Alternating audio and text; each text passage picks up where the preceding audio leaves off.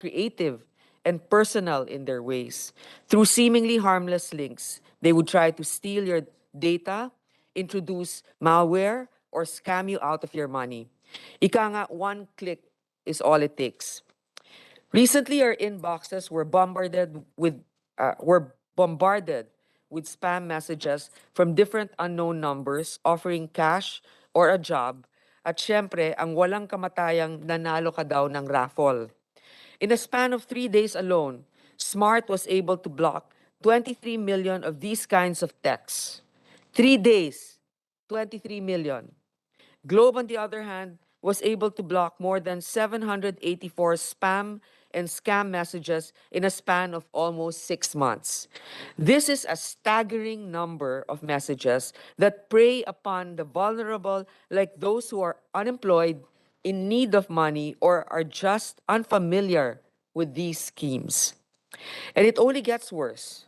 As discussed during Senator Estrada's privilege speech, yung iba nga nakaka-receive ng text na may pangalan nila.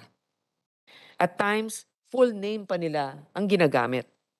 Scamming is getting more personalized and targeted. This is a clear breach of data, and we have to get to the bottom of this. But this is not the only problem we face with regard to our telecommunication system. Phones, for example, are frequently used in aid of terrorism as detonation devices for bombs.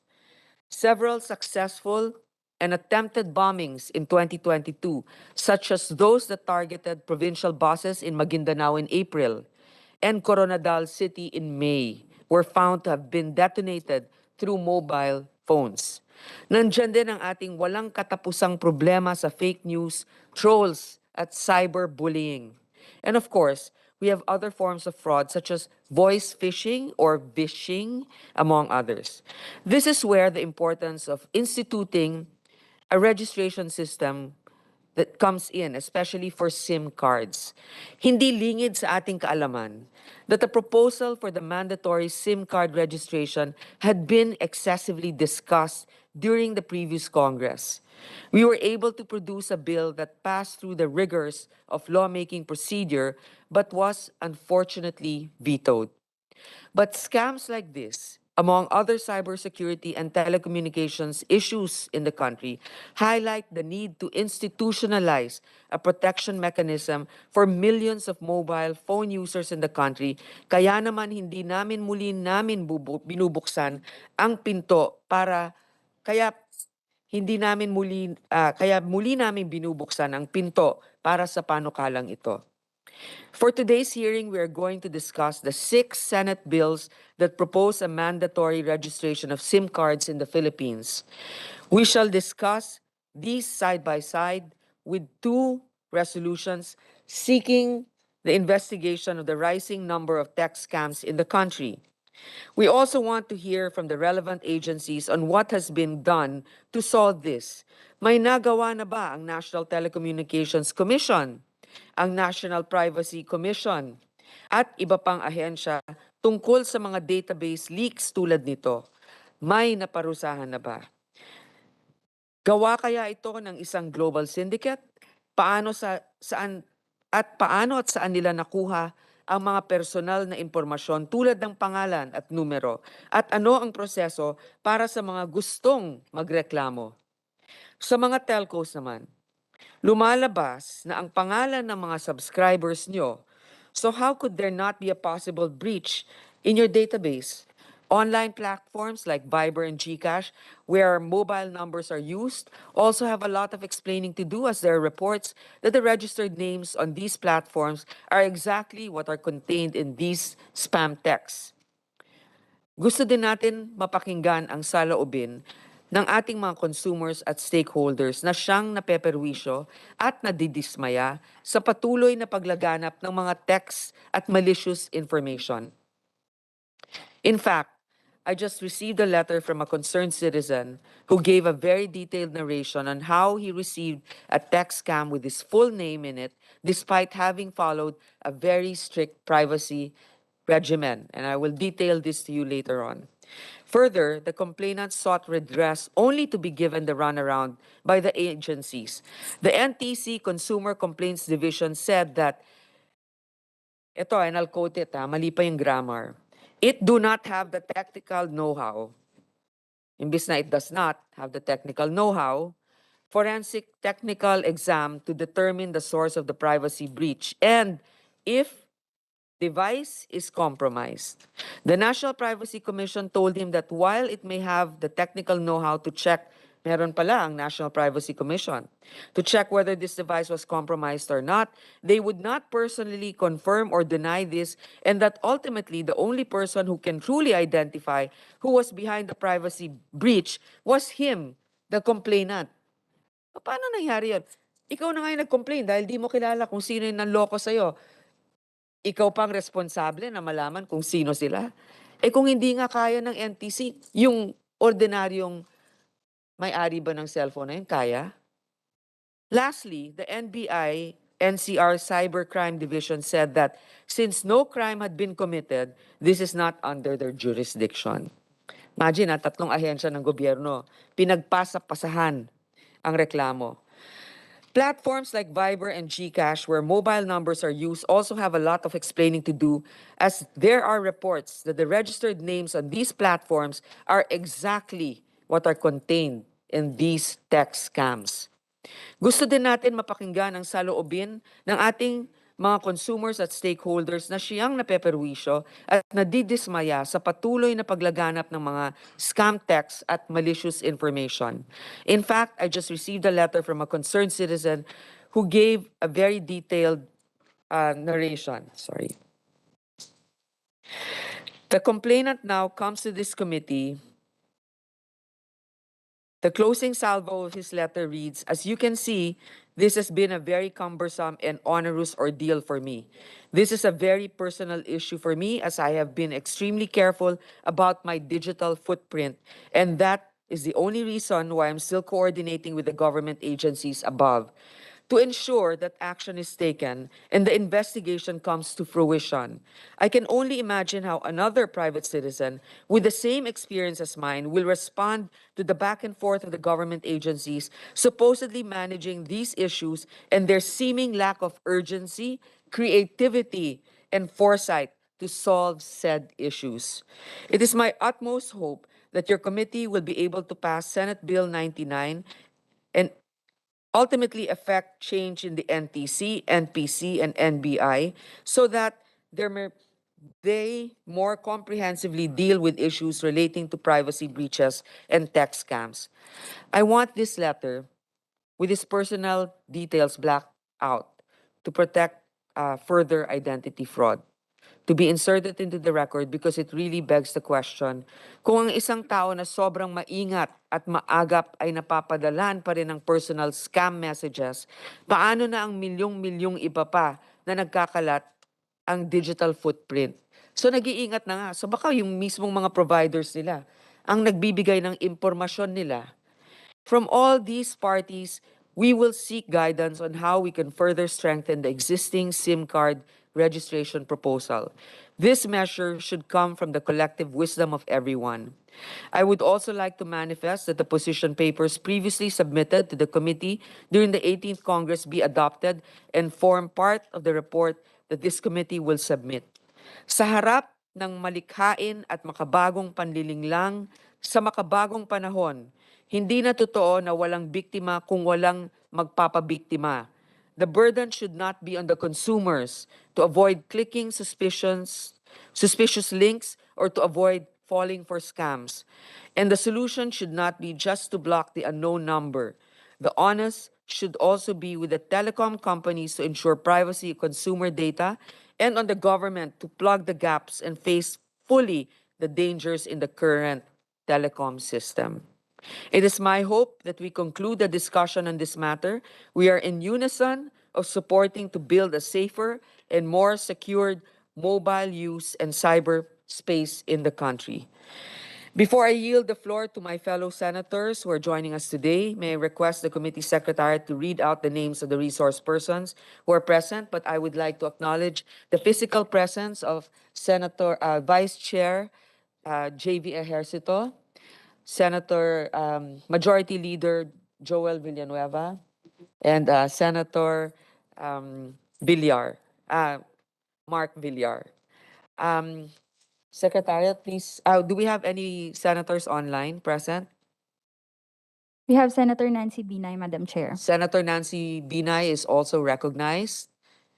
And for the rest, Secretary, for the ones present here today, our resource persons, please identify yourself and your designation. Just that.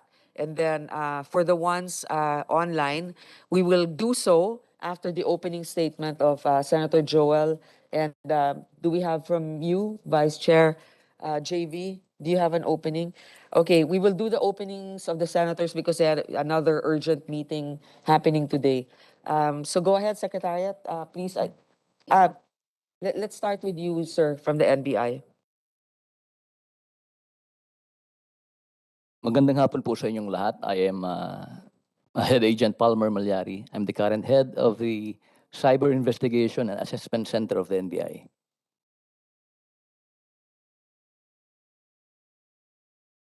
Good afternoon po. Supervising Agent Dennis Sian, Chief Anti-Fraud Division, NBI po. I'm Alex Ramos, Executive Director, Cybercrime Investigation Coordinating Center, DICT. Under what government agency is that? DICT, ma'am. DICT? Thank you. Ivan John Uy, DICT po. Welcome, Mr. Secretary Uy. Thank you, ma'am. Leandro Aguirre, Deputy Privacy Commissioner, National Privacy Commission. Good afternoon po, Madam Chair, everyone, all the senators present.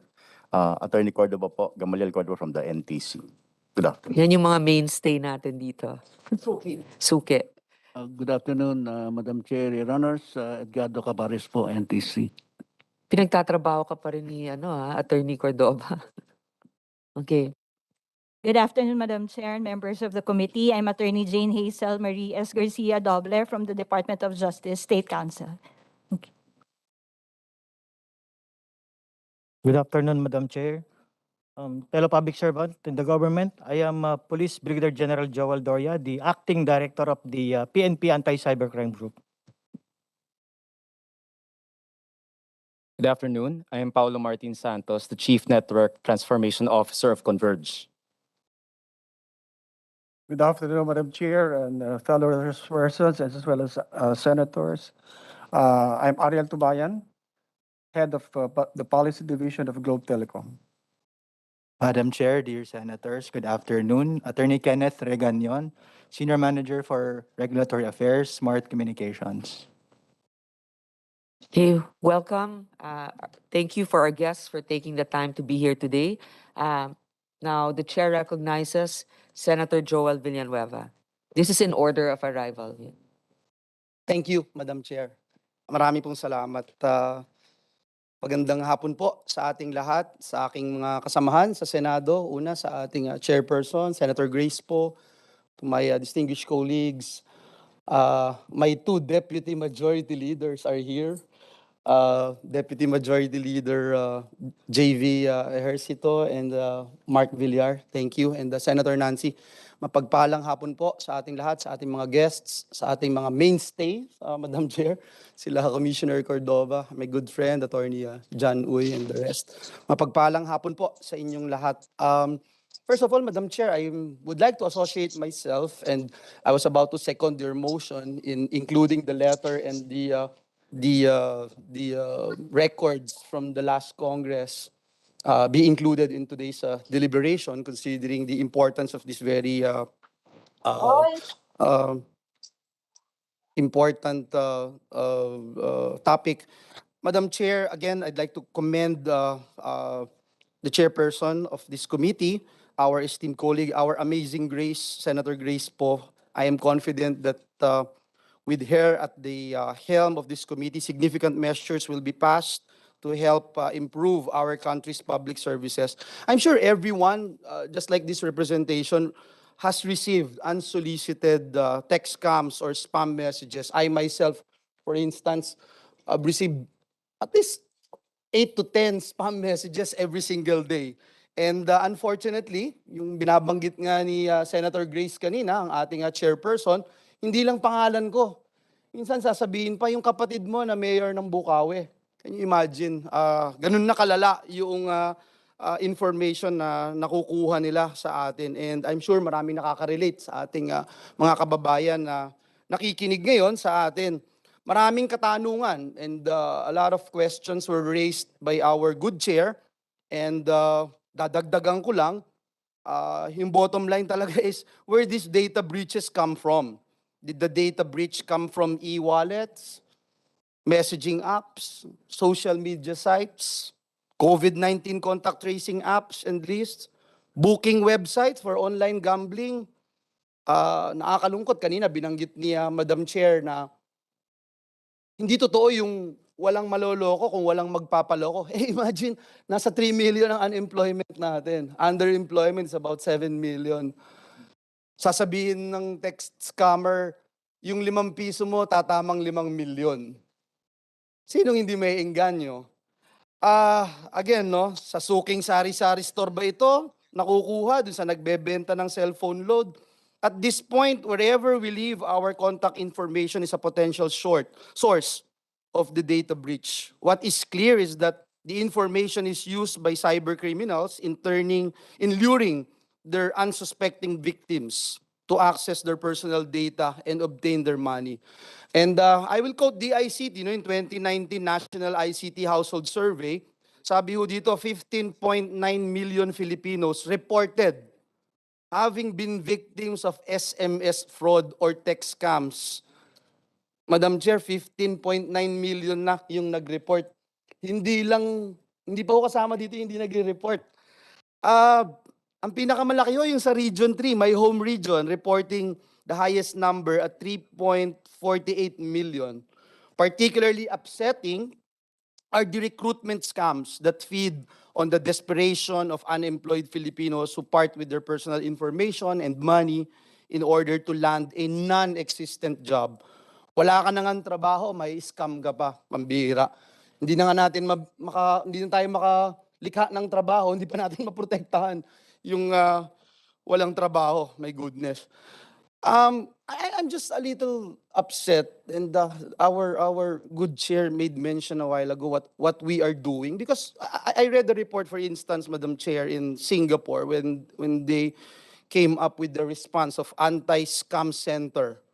And this ASC is described as the nerve center for investigating scams, disrupting scammers' operations, and mitigating victims' losses.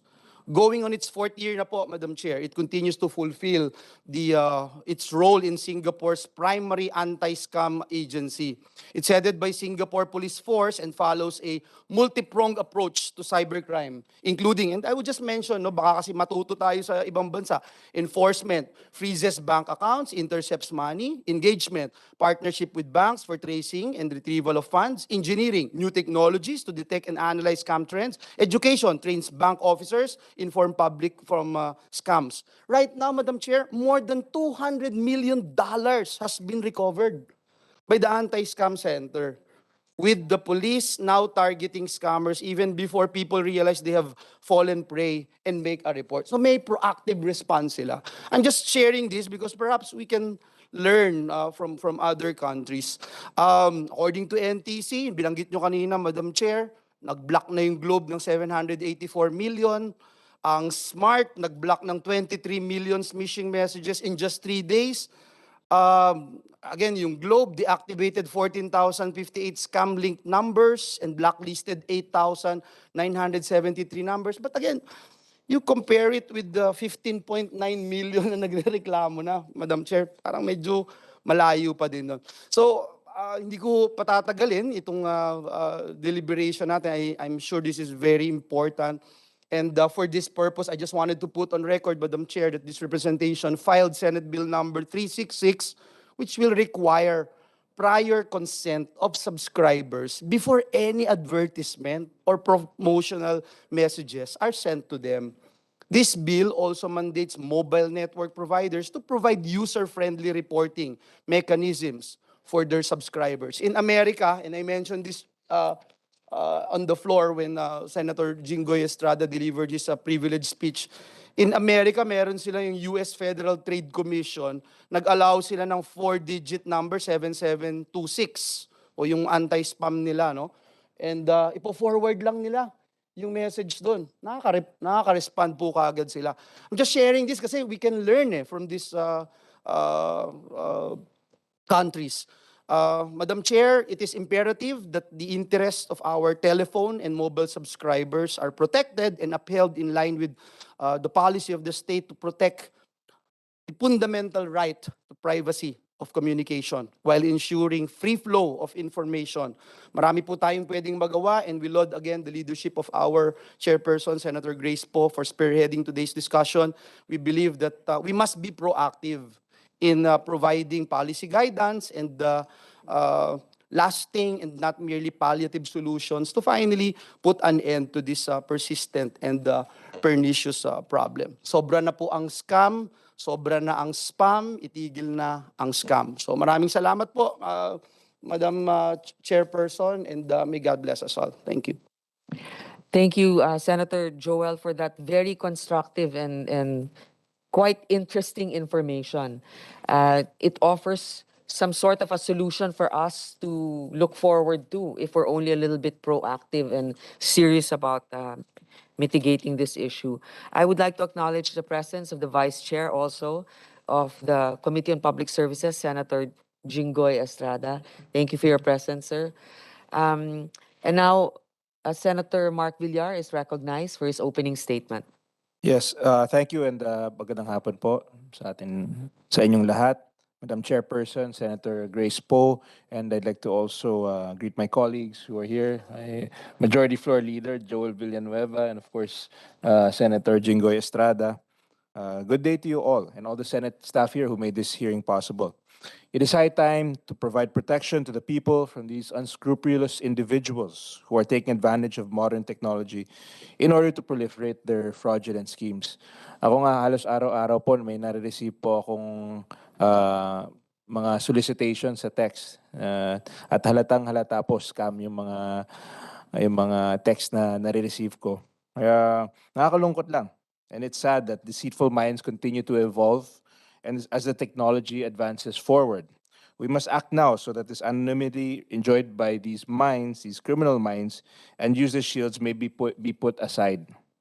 In relation to scams, I filed Senate Bill number 225, an act further protecting the integrity of electronic transactions, defining for the purpose of crime of internet and telecommunications phishing, providing penalties thereof.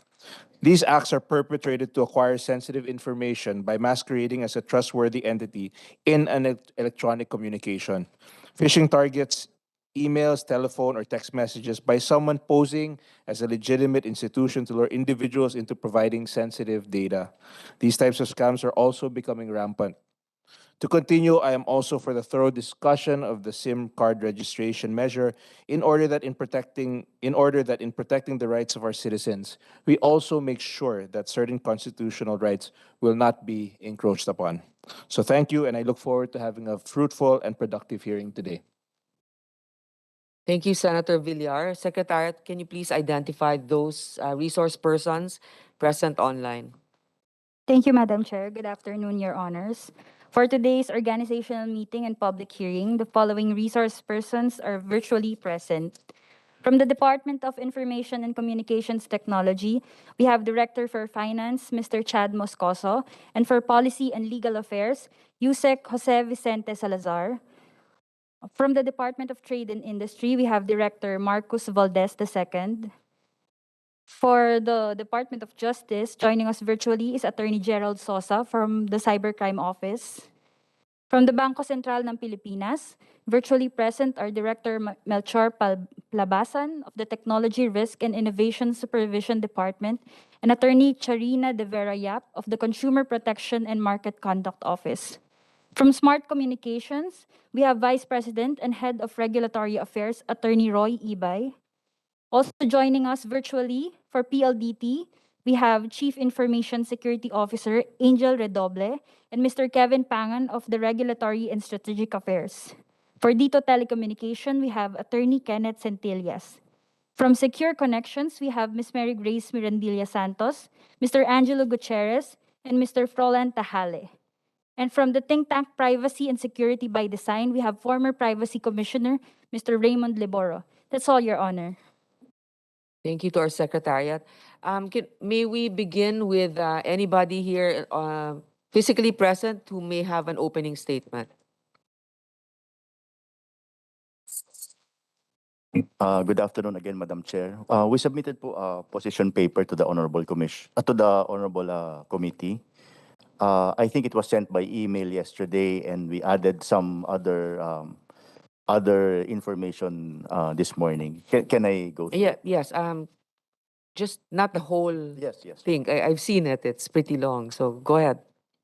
Yeah, magandang hapon po ulit sa lahat.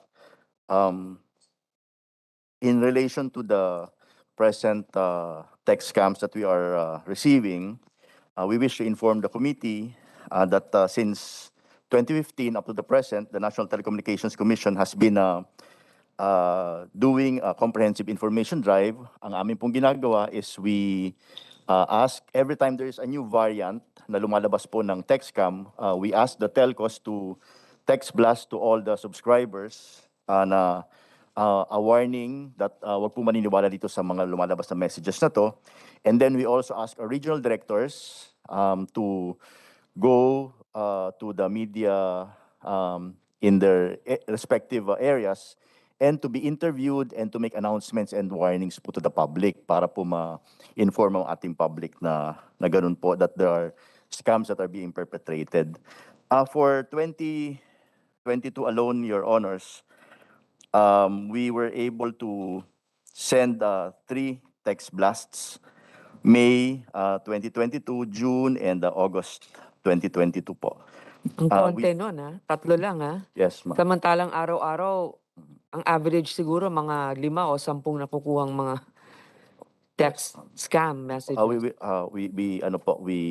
will abide by, we will add po ng mga text blast pa po. And then we also send our regional directors to be interviewed by various media outlets po. No? For example, in the NCR, for this year, mga 26 times po lumabas sa media, different TV and radio stations, and in the other areas po. So, we also sent, Your Honor, addendum to our letter this morning on that this text scams has been happening, kung paano po nangyari sa other countries. Actually, they are really preying on the victims of COVID-19, yung pong fear, at saka po yung nawalan ng trabaho. So, the International Telecoms Union ay nagbigay po ng 4-pronged approach which would also like to adopt here in the Philippines. The first is yung pong public information, what we are doing right now, and we will intensify it based on the observation of Madam Chair. And also the telcos po, they have already adopted a blocking software. Maybe they can expound on it later if they see it uses algorithms and to recognize, hindi naman po kasi sila pwede mag-monitor. So it's a software-based technology na kapag nakita po nila itong mga words na ganito or sobrang daming text na pinapadala ng isang SIM card, that SIM card is blocked right away. But the problem with that, the problem, Madam Owner, is also based on the fact that napakamura na po kasi ng SIM card ngayon, Madam Chair. It's being sold at I think 30 pesos or even less, and then ang text po is unlimited for 10 pesos to 20 pesos per day. So yun pong ating magandang hangarin na tulungan ng ating mga kababayan na makapag-text, makapag-coordinate sa kanilang mga kamag-anak, makatawag, ay ginamit naman po ngayon as a way nung po may mga masasamang loob dahil mura po ito at saka konti lang po ang kanilang gasto. So I think, Madam Chair, the third approach would be SIM card registration po talaga, Madam Chair. Because the NTC, the NPC, and the other law enforcement agencies, even if they're able to trace the number, we would need identity po for that number. And then yun pong on the part of the of the public, dapat po sumunod sila dito po sa sa binabanggit po ng na advice po ng sa government side, which is yun pong mga warnings sa ini-issue namin, they should also always upgrade their iOS systems po. Yung pong system ng kanilang phone, nagpapadala po ng update, dapat po i-update para po hindi po sila mapasok ng malware or ng virus. Yun po yun. Thank you, We Attorney submitted that. Cordova. Actually, out of the 4 that you mentioned, the only thing that NTC has really been doing is public information. Parang ganun lang kayo. Kayo yung PR. Kayo lang yung nagbibigay ng warning sa publiko. But in actuality, everything is lodged with the telcos. Parang sinasabi nyo, responsibilidad yan ng telco, yung kanilang algorithm blocking mechanism. Tapos, yung SIM Card Registration Act na dapat ipasa ng Kongreso at ang sinasabi mo rin, yung mga consumers na dapat sumunod sila, yung mga subscribers. So kayo, ang trabaho lang talaga ninyo ay magsabi sa telco na mag-text blast kayo ng warning. Ganun ba yung sinasabi mo? Actually, Madam Chair, yun pong software blocking ay napag-usapan po namin, kaya po in-implement po yun. Napag-usapan but you don't have the capabilities, what you're saying, right? No. Yeah, Madam Chair. no, I understand that part. But what are you doing? Don't you have any complaints hotline, for example? And what is the update on that? Have you actually caught anyone and brought them to be responsible for what they've done?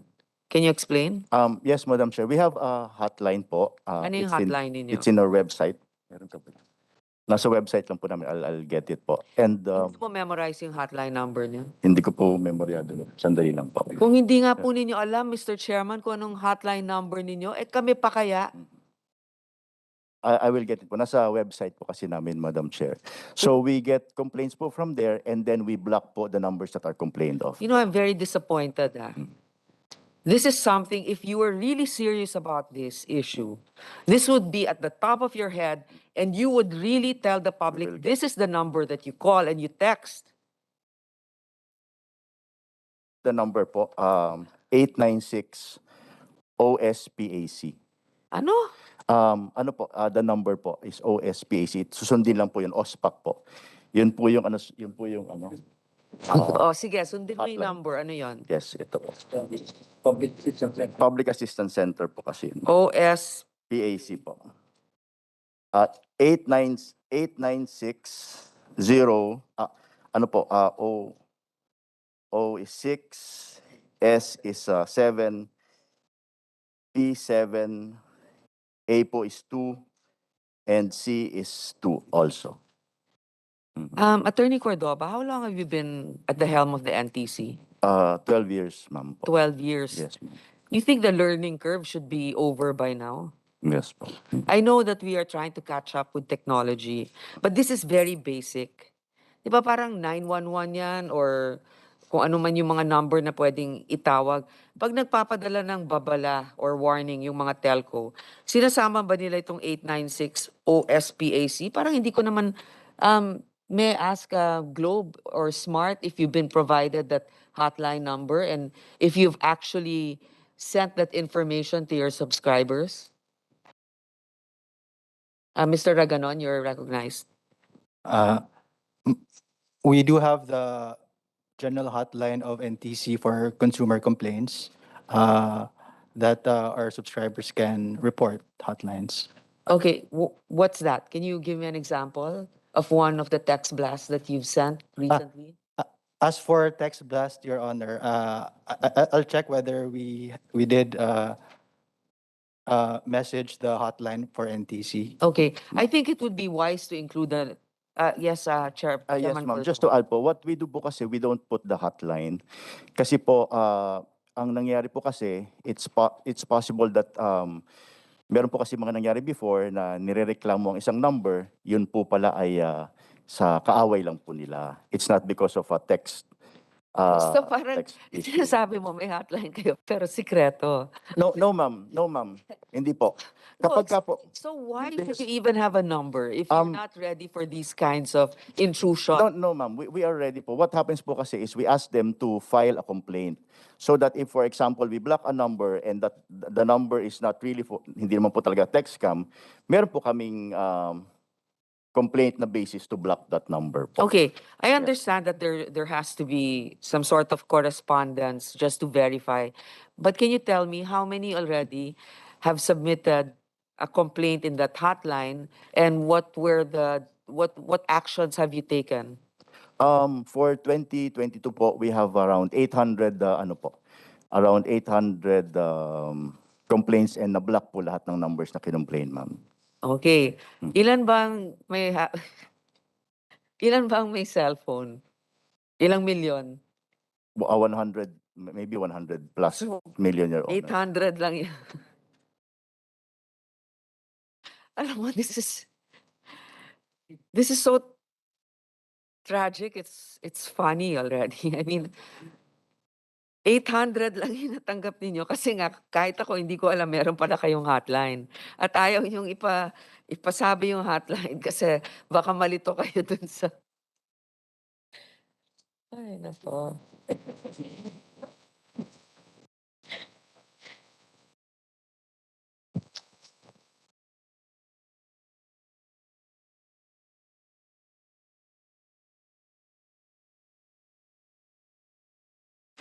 Ay, nako, nakakatawang nakakaiyak. Okay. Maybe, you know, when I start laughing, because I can't stop the fit of when laughter, so I'd like to be excused for that. I'm sorry. Let me ask now, maybe the secretary of the DICT, then later on the NBI. Bago ko magtanong mga ibang tanong, sir, your take on the matter. I know that you were newly appointed, and congratulations for your appointment. Thank you very much, Madam Chair. I fully empathize with your frustration po. It's a frustration that I believe all of us share in dealing with the current typical government bureaucracy in dealing with concerns of the public. Well, in terms of proactiveness that Senator Joel Villanueva has mentioned earlier, I'd like to just share with everyone that yesterday during the state visit of the president in Singapore, where I joined him, we signed a memorandum of understanding with the ICT Department Ministry of Singapore, where we are actually we will be conducting skills and upgrading of our digital response capability to deal with different areas that relates to cybersecurity, cybercrime, cyber investigation, and cyber threats analysis. This is one of the areas where we actually noticed that there is a serious capacity deficiency that many of our agencies are currently suffering. So, as Senator Villanueva has mentioned, many of the first world countries have addressed several of these concerns through new ways of investigation and new ways of approaching.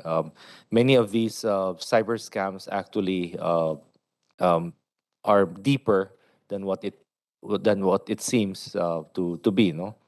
And we could share with the honorable senator and the rest of the committee in executive session if you wish to know what type of investigative approaches we've done in order to minimize, if not actually eventually arrest these perpetrators. Sir, actually, I think it's under your department that will really have the expertise to come up with the system to be able to determine which ones are actual text scams and to have the capability to stop them. So I'm glad to hear that there is this agreement between Singapore and the Philippines to go on to cooperate with each other. So in terms of that, would they be able to share, I mean, without going into detail, technology of what they have? Are they willing to give us that technology? Those will have to be part of our eventual negotiations. However, in terms of sharing know-how, sharing their expertise and experts teaching our law enforcement, our cyber investigators on the techniques that are being used, those are already part of the memorandum of understanding. Okay, I'm looking forward to this. I feel that the priority of the DICT, aside from the National Broadband Plan, which I and many of our colleagues is really in full support of. We would like to see also the strengthening of the cybersecurity aspect. Obviously, they don't have the expertise in the NTC because they're more of regulators. But when it comes to the actual technical capabilities, it would be under the expertise of the Department of Information Communication Technology. So we will ask for updates from you every now and then, and maybe personally we can just discuss what we can ask from Singapore, and if we're willing to help us. Yes, ma'am. Actually, Singapore is just one of the countries. We are also in talks with several countries that are fairly advanced in tracking down cyber terrorists and cyber crimes. Many of these cyber criminals are no longer lone wolf. They are syndicates. They are criminal syndicates, very well funded, international in scope, and some of them are even state sponsored. So the approach really is not local. Excuse me, po. Approach is not local. We need to work with other cyber law enforcers all over the world, because the money trail actually goes everywhere, and we need to pin them down regardless of which jurisdiction would cover it, and we need those types of international cooperation. You are correct, sir. There are no boundaries. There are no physical boundaries to communication. So really an inter-country cooperation is needed. So I'm glad to see that your seeming proactive stand on this really gives us hope that in the near future in the near future, hopefully, we will find something that's effective in protecting our subscribers. I would like to, mamaya gusto ko rin tanungin yung NBI ha, kung meron na kayong nahuli ha. Pero kayo, sabi niyo sir, that you were able to block all those 800 numbers. Yes, ma'am. Okay. So tell me, what happened Madam after you blocked Chairperson. them? Okay. Senator Bina is recognized. Thank you, Madam Chairperson. Before we move on to the next guest, baka pwede ho in the next hearing, we could do an executive session as suggested by Secretary Ivan. Dahil maganda talagang malaman kung technology-wise, ano na ba talaga yung capability ng ating cybersecurity team. Yun lang po, Madam Chairperson. Thank you, Senator Nancy, for joining us. I know you're quite tired, but thank you. Sir, ano po nangyari dun sa 800? Basta na lang blinak ninyo. We blocked them po based on the complaint, ma'am. Kasi meron po siyang narration of the complainant and basis, so we blocked it. You blocked it. Were you able to trace those numbers? Hindi po, ma'am, kasi when we trace it, naka-off na po yung iba. Yung iba po, it moves po. And actually po, based on the recommendation of Senator Binay, we can discuss po yung details of those during the executive session. Did you at least submit those numbers to the telecom companies? Ma'am, actually, we block it through them po. We ask them to block this particular numbers. So sila. Opo, Okay. yes. May I now ask the NBI, kasi 'di ba ngayon kalat-kalat hindi natin alam saan tayo magre-report kung na-scam tayo ng isang fraudster. So meron bang dumiretso sa inyo at hindi pumunta sa NTC o nirefer sa inyo ng NTC o nirefer sa inyo ng mga telco o diretsong pumunta sa inyo? Okay. Magandang hapon po sa inyo lahat. I'm quite happy to be invited in this endeavor.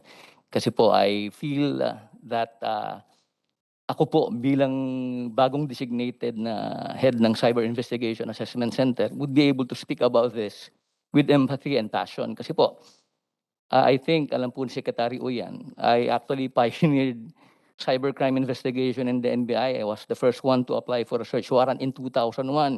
Even at that time when there was yet a law available to define and penalize cybercrime and cybercriminality in the Philippines.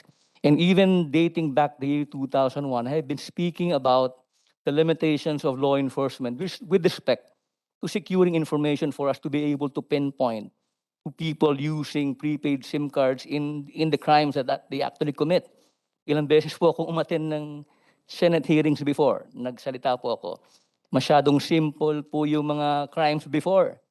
Sabi ko, in the future, this crime would actually evolve such that there really is a need for us to come up with a system wherein law enforcement will be aided, will be given the tool in identifying the one using a prepaid SIM card. And the only way for us to be able to do that is if we come up with a law that would require prepaid SIM card users to register the numbers. That was 20 years ago. Ilang beses po akong umattend. We even came up with Republic Act 10175. Sa mga attendance po namin before, binanggit na namin siya. Yung mga crimes po na binabanggit namin 20 years ago na hindi pa nangyayari na po siya ngayon. Kaya naman po sabi ko kanina, I feel that I'm quite passionate about this.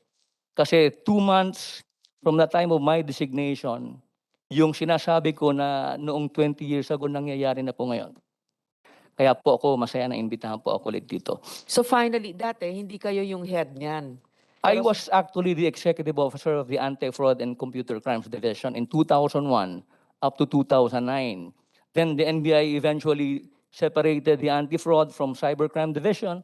I was the first Cybercrime Division chief of the NBI in 2010. Pagkatapos po noon, napunta na po ako sa iba-ibang opisina ng NBI at ngayon po nakabalik lang po ako sa bagong office na kinreate ng NBI, yung SIAC, yung Cyber Investigation Assessment Center, which oversees the operations of the Cybercrime Division and the Cyber Search Division. Well, I'm glad that they put somebody proactive there. I mean, I'm quite shocked that as early as 2001, you've already been sounding the alarm. So now, I'm glad to hear about your credible background. But I would like to ask, have you received complaints already from specific numbers, on specific numbers rather? Okay lang. Sa Cybercrime Division, meron po. Pero ang maganda po kasi dito, prior to my designation now as SIAC head, I was Anti-Fraud Division Chief for 2 years during the height of the pandemic. And during the height of the pandemic, 5-5 po ang pumupuntang complaints sa NBI kung saan the crime is actually being facilitated by mobile phone users na gumagamit ng prepaid SIM cards. To answer that question, meron po, marami pong pumupunta sa amin.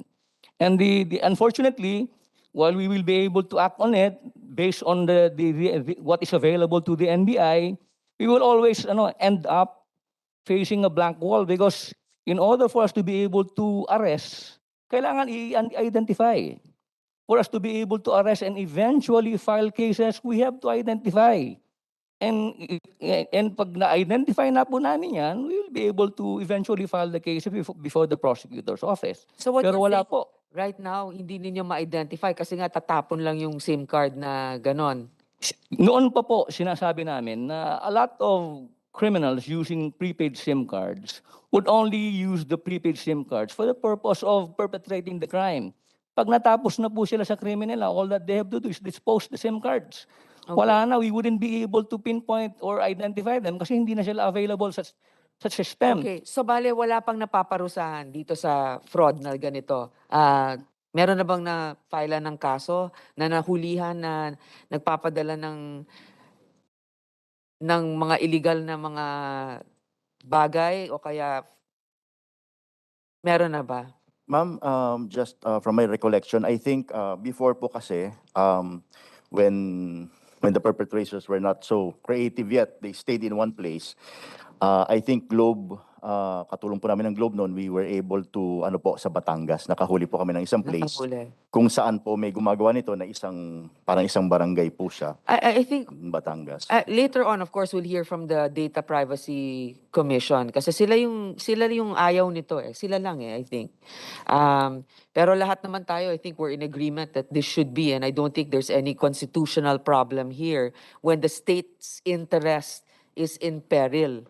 Diba? When we talk about that, I mean, of course, we have freedom of expression, but all freedoms are not absolute, especially when it encroaches on the rights, safety, and protection of others. So anyway, I will leave the discussion first now to our very capable Vice Chair of the Committee on Public Services, because I also have to attend the same meeting that they just attended.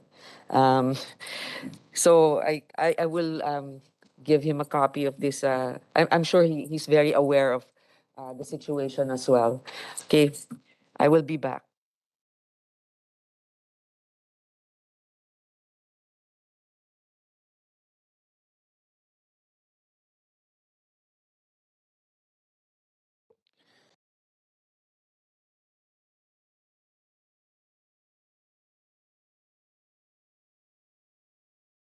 Good afternoon. We'll just continue with the hearing as the chair will also join the call of the U.S. ambassador, but she will be back shortly. Siguro tuloy na lang po natin, no? Sino ba tayo? Anyway, ito DICT, NBI, and National and PC.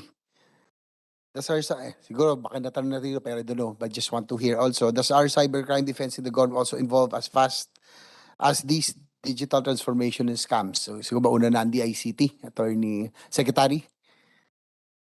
I think yun yung problema natin ngayon kasi yung data, yung privacy. I think yun yung nakatakot kasi kami lahat nakukuha yung numbers namin Yun ang medyo, sige po. Opo, Mr. Chair. And thank you for giving us the floor po. Actually, that's correct po, no? As we move more to digitalize and get more of our citizens connected, we become more exposed to also different forms of risks, especially in terms of cybercrime activities. Criminals always take the opportunity whenever a new mode of technology or a new mode of doing business happens. They also adopt their own ways in and digitize their criminal activity, so to speak. So the government has to respond quickly, and we actually have several programs that have been launched in order to educate the public in being more aware of cyber criminals, cyber scams, and we do share, especially the trainings on the younger population on cyber hygiene, how to protect themselves. However, because of the pandemic, the acceleration of digital adoption was unprecedented. People were locked down, and so a lot of online classes, online transactions grew at an exponential rate. And our education, our cyber awareness did not catch up because of that rapid increase. So during the pandemic, it increased, especially mga apps, everything, Yes. technology Everybody started was using them online. was online. So we were not able to cope up, so to speak. Yes, Parang ganun yes, lang. sir. So we are trying to catch up now, and we are rapidly developing materials and education training, and at the same time, we are also rapidly scaling our cyber crime detection, our cyber investigation capabilities in order to meet this growing threat of cyber crime and cyber criminals. Uh, although these are all on the criminal response po, no? But at the same time, we also need to build up on our cybersecurity posture as well as our cyber defense capabilities. We saw po in the recent history, especially what's happening in Europe with the Russian-Ukraine conflict, as well as the recent issue with Taiwan of the visit of Senator Pelosi, that our cyber defense and cybersecurity is a very critical aspect of our national security that we also need to build up. So medyo Sec, challenging. not to cut you, no, but what are the breakthroughs and capabilities that that we are doing to stop proliferation of these kinds of illegal activities? May mga breakthrough na ba tayo? There, ang distinction no, is on the criminal response, investigation, criminal response vis-a-vis cybersecurity po. On the criminal response side, we are actually empowering our cybercrime investigators as well as our CICC, which is the agency that's tasked to to investigate and coordinate with all the cybercrime law enforcement agencies in order to respond to this.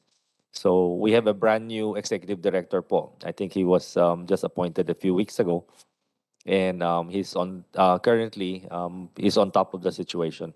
I could turn the floor over to him for a more specific report po. Please do so. Sino po? Yusek Alex Ramos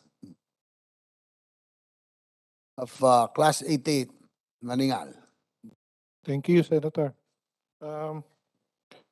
With regards to the issue of the tech scam, even before this blew up into our face, the CICC had been gathering data. And however, upon my appointment, I ordered our people not to wait for the complaints. I told them to start gathering in the field. So we're collecting as much numbers as we can, study the linkages attached to the messages that they receive, so that we would be able to study the behavior of this type of crime. Although we have some leads already, we're still in the middle of this investigation that we may be able to share through, as earlier mentioned, through an executive session. Okay, thank you. Incidentally, napunta rin po tayo na lang sa ano. Just like to ask, siguro NBI, BNP, yung mga cybercrime division, how do we equip our agents, our enforcers to be knowledgeable or at least know the technical skill no in dealing with the evolving cybercrime activities? Siguro pwede tayo magsimula sa NBI, then we go with PNP. Anong ginagawa na po natin with the cybercrime division of NBI? Constant naman po ang mga trainings na binibigay sa ating mga agents.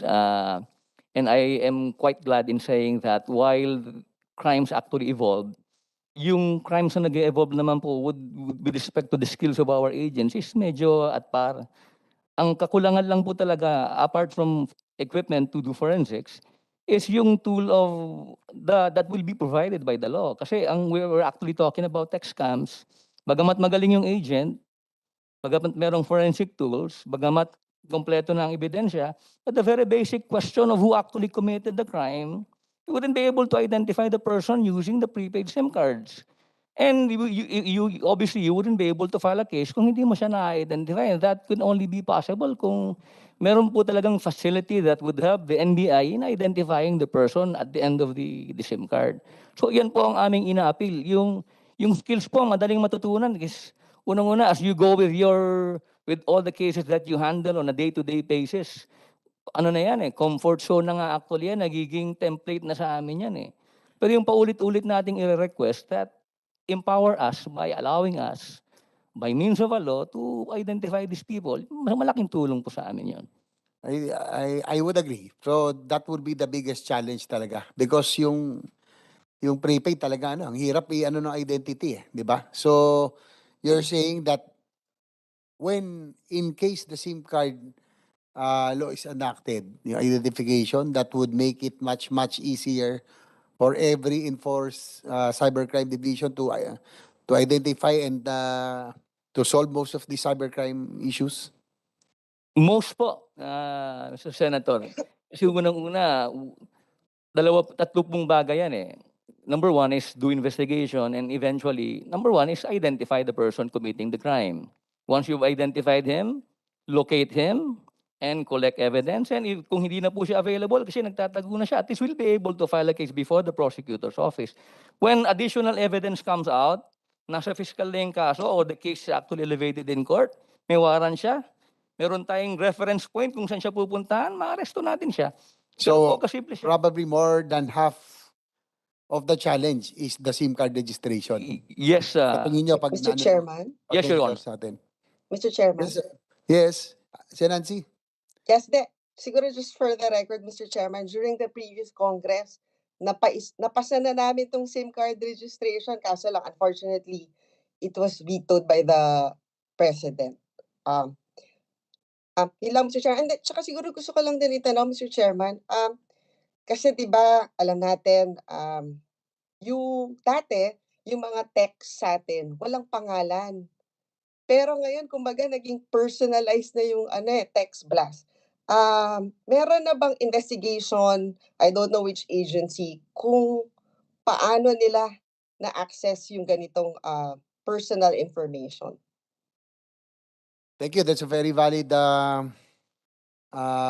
question from Senator Nancy. Actually, tama po, no? Napasa yung SIM card registration but just vetoed by the President last Congress. Hopefully this time, mas madali na ito kasi pasa naman eh. So I think this really much needed right now. Siguro I think Secretary Ivan Janoy, you're nodding your head. I'm sure you are in favor of the SIM card registration. So Mr. Chairman, just to add lang Mr. Chairman, na ako mismo nakatanggap ng personal text. Yung text cam, na pangalan ko na yung nakalagay dun sa text. So talaga nakakapagtaka kung saan at paano nila nakuha yung ganong data. siguro before we move on to that, no, mamaya balik ako yung sa PNP, cybercrime naman, no, kung ano yung ginagawa nyo. Actually, valid yung tinatanong ni Senator Nancy. Ako rin po, just like our Senate President, nakakuha rin po, I was also a victim na mismong pangalan ko, ako mismo yung tinetext at hinihingan din po ako. Nagpanggap siyang governor din. Pero nagduda na po ako kasi ang kulit. Wala namang governor na ganun kakulit eh. Di ba? For 50,000-60,000 na pinapa-sponsor. And recently, yung mga text ngayon, nandun na yung pangalan, personalized. So yun siguro, probably we can go into that. Probably we can ask siguro sa NTC, Globe, Smart, and the telcos who are here, saan nakukuha yung information, yung number, yung pangalan. Kasi I guess everybody, ganun na po ang nangyayari. No? So siguro, balikan ko na po yung cybercrime mamaya kung ano ginagawa kasi po yung query po ni Senator Nancy. Siguro si Attorney Cordoba, ang ating NTC resident spokesperson. Sige po, ano pong... Yes, good afternoon, Mr. Chairman. Ano po, based on coordination with the National Privacy Commission and with the telcos, may makita po kami mga possibilities, but hindi pa naman po ito na drill down. First po kasi is if you enter a number and save it in your phone, lumalabas din po kasi yung Viber name. Like for example, in my case po, hindi naman na-discover ko po na hindi naman yung nakuha yung full name ko. Ang nilagay ko kasi sa Viber is a different name. So noon pong may nag-text sa akin, ang nakalagay po yung Viber name ko na hindi ko naman totoong pangalan.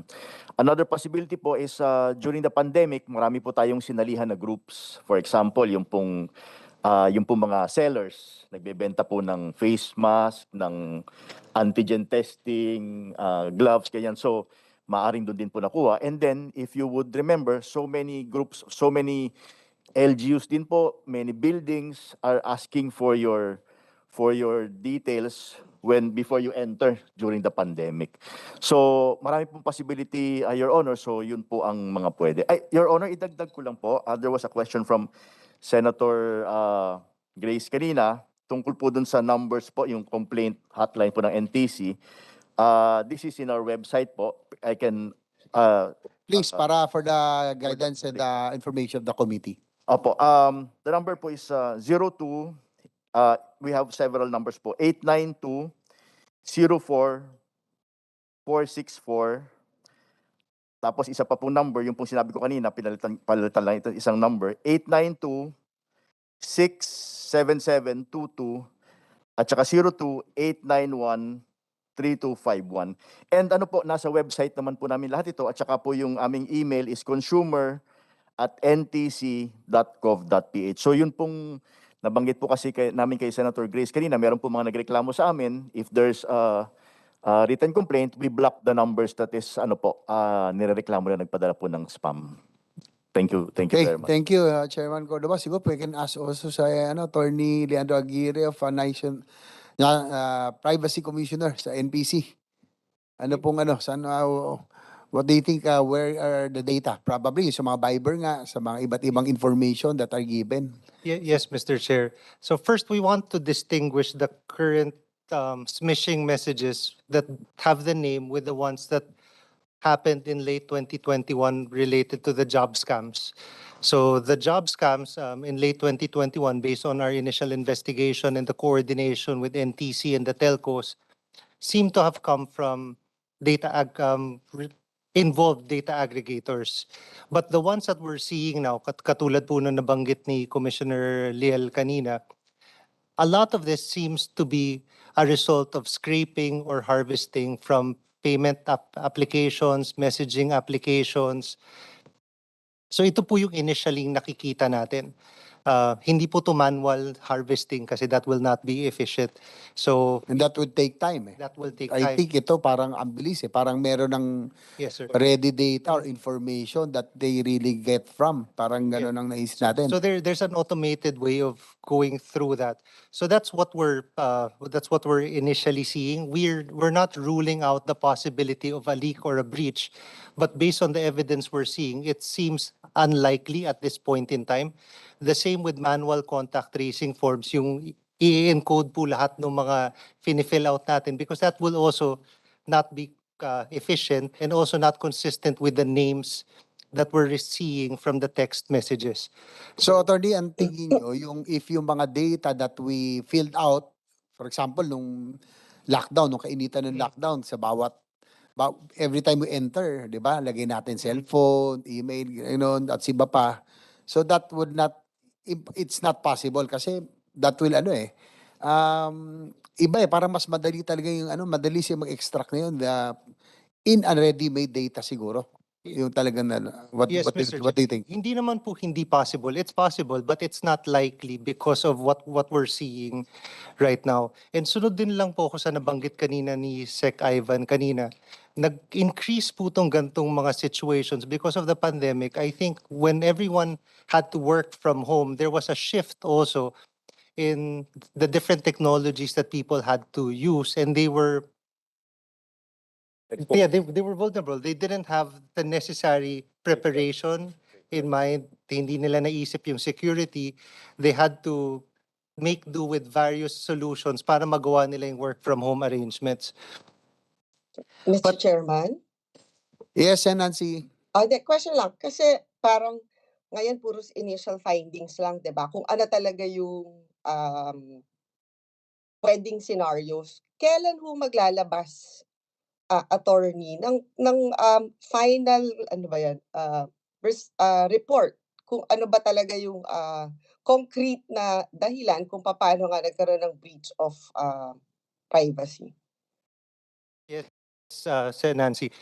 Mahirap po magbigay ng exact timetable.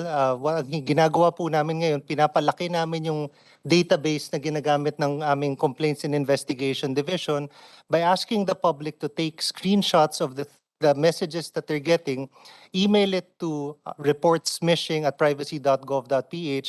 Kasi ang ginagawa po namin, tinitingnan namin yung mga link na nandyan, sinusundan namin to figure out sino ang nagbe-benefit sa mga scam messages na to, sa mga phishing messages. Kasi nabanggit na nga po kanina, mahirap i-identify kung sino yung nagpadala. At clarify ko rin lang po yung posisyon nabanggit kanina ni Senator Grace po. Hindi naman po against ang National Privacy Commission sa SIM card registration. Siguro you're aware din naman po na nagpalit na po yung commissioner ng National Privacy Commission.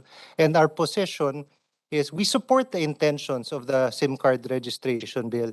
We're only cautioning in relation to the creation of a centralized database, which might make it more susceptible to targeting. We're also reminding, I guess, our people that when it comes to the verification of the identity, private dealers may not actually be the ones that are more knowledgeable or capable of actually detecting kung fake yung IDs na pinapakita sa kanila. Kasi the burden will be on the private dealers. So to determine if you are who you say you are. So I think those are things that we're just cautioning. But in terms of support for the intention of the SIM card registration, the National Privacy Commission supports that, and especially given what we're seeing now, where we're also facing that dead end in terms of finding out who actually sent the messages. Doon din po yung nakikita namin. Yung sa amin lang po, tingnan natin also figure out how we can future-proof this, because once we come up with the SIM card registration bill or act, then they will migrate into another mechanism. So maybe I see what your point is, Attorney Aguirre. It's really the central database and how we are able to make sure that it will not be hacked or it will not be used unscrupulously by those that control it. Now, because obviously the main goal of the National Privacy Commission is to protect the privacy of the individual. But ironically, what's happening now is our privacy is what's being violated by all of these scams being sent to us because they have our information, precisely because of that. So it seems like it might be an encroachment to the privacy of a person to provide their information. At the same time, it's an antidote to what's happening now. The way that we can guarantee it to be serving its purpose, which is to protect the privacy of the individual, is for the system of the telecommunications companies on how they harvest that information and how they secure it. Ganito kasi yon. Dito sa bill na to, kung ikaw ay may SIM, bibili ka ng SIM, you have to show a government ID, issued ID, and then with that ID, they can get your name, your address, your date of birth. Okay. Kung ikaw naman ay minor, less than 18 years old, if I'm not mistaken, you should be accompanied by your parent, a parent or a guardian, to allow you to register for a SIM card. Now, tatanungin ko yung telco, paano ngayon yan? Kasi marami sa atin bumibili ng SIM sa mga tindahan. 'Di ba? Mga sari-sari stores nagtitinda ng SIM, tama, 'di ba? O yung mga ibang dealers no, hindi naman puro centralized lang sa Globe like Globe dealer o ano, iba-iba 'to. Pag nag-submit doon, paano yung transmission sa inyo at paano mapoprotektahan yung nasubmit sa kanila? Good afternoon, Madam Chair. I be recognized. Ariel Tubayan from Globe Telecom. Maganda nga po yung tanong nyo kasi when we were preparing to implement the SIM card registration in anticipation of the passage, we look also at the central registry, which may be possible source of a breach. But I noticed that in the enrolled bill, this was already removed.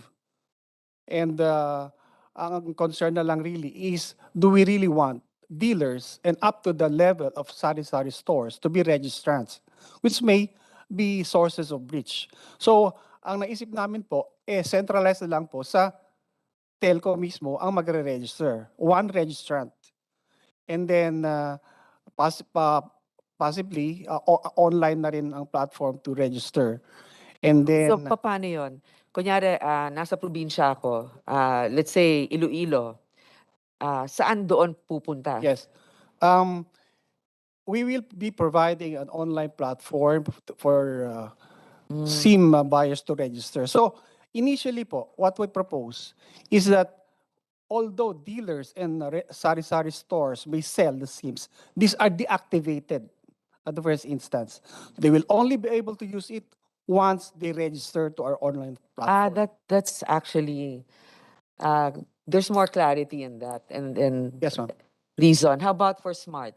Yes, Madam Chair, we agree. That is really a concern kasi we really don't have the capability to track all our resellers. May mga reseller na talagang wala kaming visibility. So, maganda pong suggestion nyo na wag mo na i-activate yung SIM card pag nabenta kunwari, pag nag-register na. Yun po ang isang magandang ano. Because in this law, the one that will take care of the central database of information will be the telco companies, di ba? You don't have to submit this to the National Privacy Commission or the DICT. Kayo lang ang may hawak niyan. At mas mabuti yon para hindi nasasala lahat na kung saan-saan nang may mga kopya niyan. And I'd like to assure you also, our distinguished resource persons, that we cannot, not just anybody can compel the telcos to provide the information. It has to be a court order or subpoenaed by a government institution that has subpoena powers or for an ongoing investigation. Ang NBI may subpoena powers kayo, di ba? Meron? Oh, so, Madam Chair. Senator Nancy, you're Question recognized. lang, have they studied yung setup in other countries? For example, kasi I know for a fact like Malaysia, meron din silang SIM card registration. Meron na bang ginawang pag-aaral kung paano siguro yung mga best practices nila na pwede nating i-apply dito sa ating SIM card registration? When it comes to data gathering. Yes, maybe the telcos can answer this. Can you cite a best practice example from another country that you'd like to adopt? Actually, Madam Chair, the proposal that we made is based on the presentations made by several vendors, solutions vendors for SIM card registration, and that's one of the I think best practices that may be adopted. So deactivated muna ang benta, although it can be sold in the market, but this will be deactivated at the first instance, and they will only be able to use it once they register. Here's the problem, okay? You're supposed to provide identification. So if you're going to do it online, how do you do that? There are also best practices in registering through online platforms. I think this is already being done through, I think even the central bank has sanctioned this when it allowed applications such as PDAX, that's Philippine, I think that's one dealing with currencies, virtual currencies. So the person registering will present the passport, have a photo taken together with the passport, and a biometric. Biometrics? So if you're at home, paano mo gagawin Actually, biometric? we on the details, Madam Chair, I don't know exactly how this will be done, as we're still studying the solutions that will be applied when this law takes effect. Because that's precisely the point. There should be identification, but the person should be there to show the identification. So, in the meantime, I think it will have to be directly in your centers unless it can't be done. I mean, I know that you do this, like when you apply for a visa for a certain country, you have to upload your picture and your information. But people can just use any random ID when they're doing it remotely or online. Yes. So but before you answer that, I'd like to acknowledge Secretary Uy. You might have a solution to this. Yes, Madam Chair. That's precisely why we're rushing the national ID. Because the deployment of the national ID will actually simplify a lot of the identity issues. What could happen, one way of doing that is, let's say once they buy the SIM card, when they're going to register, they key in or they scan the barcode of their national ID, and then once it's scanned, it accesses the data to verify the identity. And if it's able to verify the identity, they can validate it now with facial recognition from your phone camera or from your biometric that you are the person who's registering. So that way, it's basically a know your client method, but on a digital platform po. I'm so glad that you mentioned that national ID. So how far along are we in the distribution of those national IDs? Yes. The challenge actually is on the printing of the card ID po. That's meeting some challenges because of the Bangko Central issue with the printer. So far as I've been apprised, we have about 15 million out of the almost 80 million that has already been captured. No? The biometrics has already been captured. And it's going to take a while. So what we will be doing is we will be um, moving forward with a digital ID that will be deployed on all mobile devices of all those that have been that the data has been captured. That way, they can take their time printing that card if they want to, but everybody will now be able to validate their identity using a digital platform. I think that's very good. Let's work closely on that because I know there's a lot to be printed. There's how many? 110 million Filipinos. But then remember, every election year, we have about 40, 50 million voters. And each of those voters will have how many pages that's being printed. So it can be done. I guess we have to invite the central bank to find out what's really going on. In the meantime, sirs, in the telco, please prepare an alternative to how you can identify these clients without first having the national ID. Yes. Diba? Yes, Madam Chair. Actually, I'm glad that the Secretary Uy mentioned about the digital ID because that will greatly help us. But absent the digital IDs, what we're proposing also is that we'll have access only to verify with government issuing government ID issuers for us to have an interface by which we can verify the same information as that of the national ID. So that's one alternative, Madam Chair. While the national ID, digital IDs are not yet fully rolled out. Okay, how about Mr. Raganon? Ma'am, one challenge po ma'am dun sa SIM registration implementation po, yung pag-validate po ng mga ID. Hindi po kaya ng mga telcos po na ma-validate kung etong ID na to, talagang etong person na to. Mas maganda po na meron tayong capability na i-bash tong ID versus sa ganitong, for example, database ng government to ensure na talagang valid itong ID. Not well. I don't know. Attorney Uy, Secretary Uy? Opo, no? Well, we're exactly in the recto room. There are many recto IDs po that's going out there. And I fully commiserate with the challenge. But that's why the national ID is very important. And we really intend to deploy it at the soonest possible time. In the meantime, for instance, what Globe has been doing when you want to do a GCash registration, part of their KYC is they have to take a photo of a passport. And I think they're able to validate from the passport data with the DFA to determine whether that passport is authentic or not. I think that's how you do it. But currently, the problem is that all the different ID issuing agencies in the country do not speak to each other. And they all have different data standards. They all have different data formats. There is no harmonization of the data. There is no interoperability or sharing of those data. And that's very conducive for fraud because there is now no way of easily validating the identity. So a person can assume several identities using different documents. And that's what's happening po. For instance, in our social amelioration, some people are able to reclaim twice or three times because they assume different identities in different jurisdictions.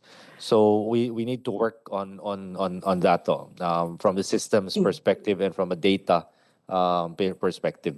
We need to Ma- clean up. Yeah. Actually, Madam Chair? Senator Nancy, just a minute. Before we recognize Senator Nancy, I just want to say that in Singapore, SIMs are sold deactivated. It needs registration in an online portal, uploading of ID, and a selfie. Now, Yes. GCash is also here to share their Know Your Customers procedure. So, Senator Nancy, before I call GCash, would you like to add anything Yes. else? Hindi, siguro just to add, Madam Chairperson, kay Secretary Uy, hindi ba it's just a question of um, budget din? Kasi we're not spending on upgrading our system. Siguro, share ka lang, for example, yung daughter ko is studying abroad. Alam mo ba, Madam Chairperson, for them to get a bank account, online na lang yung application. So they kumuha siya ng picture niya, tapos in-upload niya yung passport niya. Tapos the next day, in 24 hours, nag-email na sa kanya yung bangko na ito yung bank account niya. So I mean, in technology-wise, I think it's there. Baka hindi kaya, Secretary, we're not spending enough. Hindi po ba ganon din yung scenario na nangyayari sa atin? Kaya we're prone to itong mga scams na to. Madam Chair, I think more like we're not spending smart. I think we have to do more smart spending on how we strategize our resources to do that po. Just to give you an example po, I needed to hire a driver for my office, and the requirements have to be filled up, PDS and everything. And because of his being a driver, he needs to present his professional driver's license. When he presented his professional driver's license, hindi tinanggap ng HR namin. Kasi daw, kailangan pa na isang certificate from LTO that yung driver's license niya ay tunay. So, what's the purpose of having that driver's license when our own government agencies do not rely on the authenticity of that driver's license? They want a certificate from LTO of the authenticity of driver's license. Eh, yung certificate pwede rin ma-fake. Oo. So we go back. No, it's a catch-22. It's actually I'm sorry to say, a very Onerous na. intellectually challenged. I don't like to use Yeah. the word. No, exactly. I guess we've had kasi na this hearing, but a lot of the information that has been taken, I feel, has come from maybe I'd like to hear GCash kasi the feedback that we get from our at our office is that they feel that the leak has come from GCash, Viber. So Viber unfortunately did not send a representative here today, but I can attest to receiving a text from Viber Pilipinas, which I didn't subscribe to, and it's true that the names of the ones that have subscribed apparently are not listed in the names of the ones that have actually supposedly subscribed, but the administrators are all there. And there are about 10 administrators. So if there are 10 administrators, that means those administrators have access to your information and number. So how do we know that these administrators are responsible? So now I'd like to ask, since Globe is here, what are your best practices for the Know Your Customers vetting? Do we have a representative? Madam Chair, I'll refer you to Attorney Amora of GCAS. GCash? I think he's here. Oh, you're here. I thought you were online. Okay, Good go ahead. afternoon, Madam Chair. Good afternoon, honorable senators. Good afternoon to all the distinguished guests. I am Mark Anthony Amurao, and I am the representative of GCash. Your honors, regarding our KYC process, we usually get the personal information information of the applicants, like their names, ganyan. And then we also ask for government IDs, Your Honors. And just recently, we're also implementing a facial recognition, Your Honors, regarding our KYC procedures, Your Honors. Do you do this? Sorry, I don't have a GCash account. Precisely because I'm actually weary about this. So tell me how. Let's say I want to apply. How do I do it? Your Honors, first you have to download the GCash app. And then you will input the information that we require, just the basic ones, the names. And then we will ask for an identification, which is a government ID. And then the applicant will also go through Your Honor, wait, I'm sorry. And the applicants will also do a live selfie, Your Honors. So that's the basic KYC procedures for us to determine that the person applying for a GCash account is really the person. Yes, Your Honor. Okay, because this could be a preview of how they register their SIM cards. On the other Madam hand, Chair, yes, Senator Nancy. hindi, question lang, paano kung fake yung ID? Hindi, kaya nga, yun yung discussion natin dito with Secretary Uy. Have you actually encountered somebody who uploaded a fake identification? How do you verify?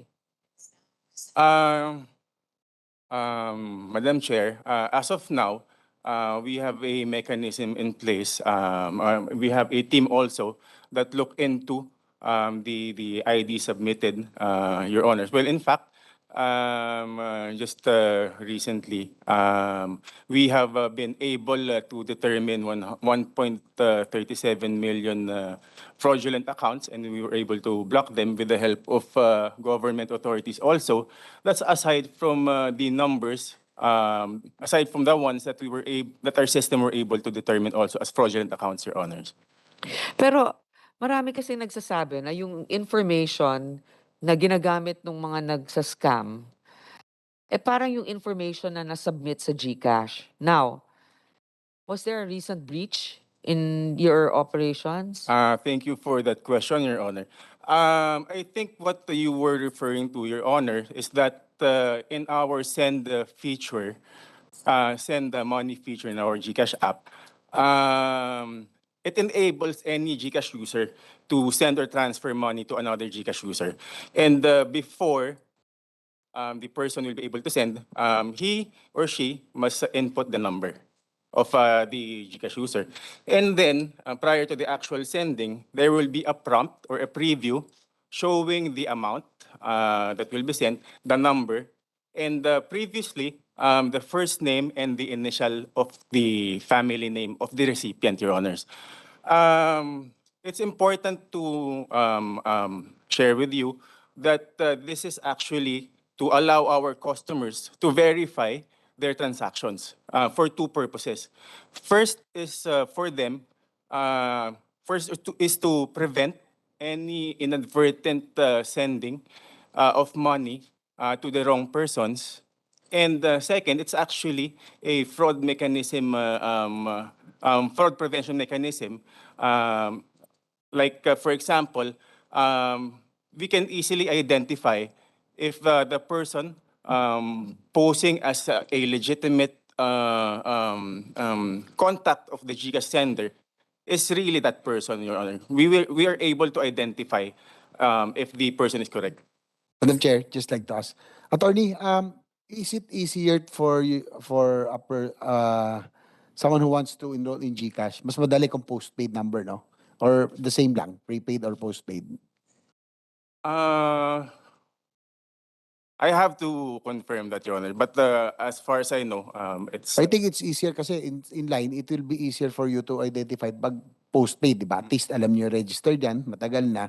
Ang problema diyan, Madam Chair, it's not only ang problem dito, buti wala kayong GCash na, Madam Chair, but I think this one of the it's a very good innovation, very convenient to pay bills, everything, utilities. Kaya lang for politicians, it's a nightmare. Kasi dati, Pag weekend o kaya holiday, sasabihin mo wala akong mautusan o kaya masama ang panahon. Pero ngayon, sir, i-GCash nyo na lang. Ang problema, hindi natin alam kung yung mga prepaid, madali rin sila maka-enroll, madali rin pumasok yung mga fraud, yung mga naloloko sa atin. Kasi SP MIGS, yung ibang naloko sa ako, na-text din, i-GCash na lang daw. So, yun pong tanong ko, kaya probably it will be, if the GCash, dapat those will be enrolled, dapat yung mga postpaid na lang so that we can prevent yung mga fraudulent at yung mga pranksters, yung mga nanloloko. Ay, sasabihin ko sa'yo, hindi sila papayag. Yun yung pinakamalaking market nila is postpaid I mean, prepaid, di ba?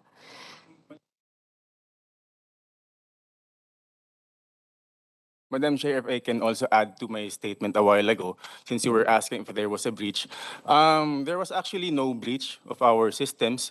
The infrastructure and the systems of GCash remains intact, and it wasn't compromised, which may lead to or result in any personal data breach.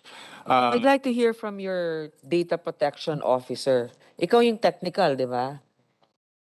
Hindi? Okay, kasi supposedly, GCash changed their,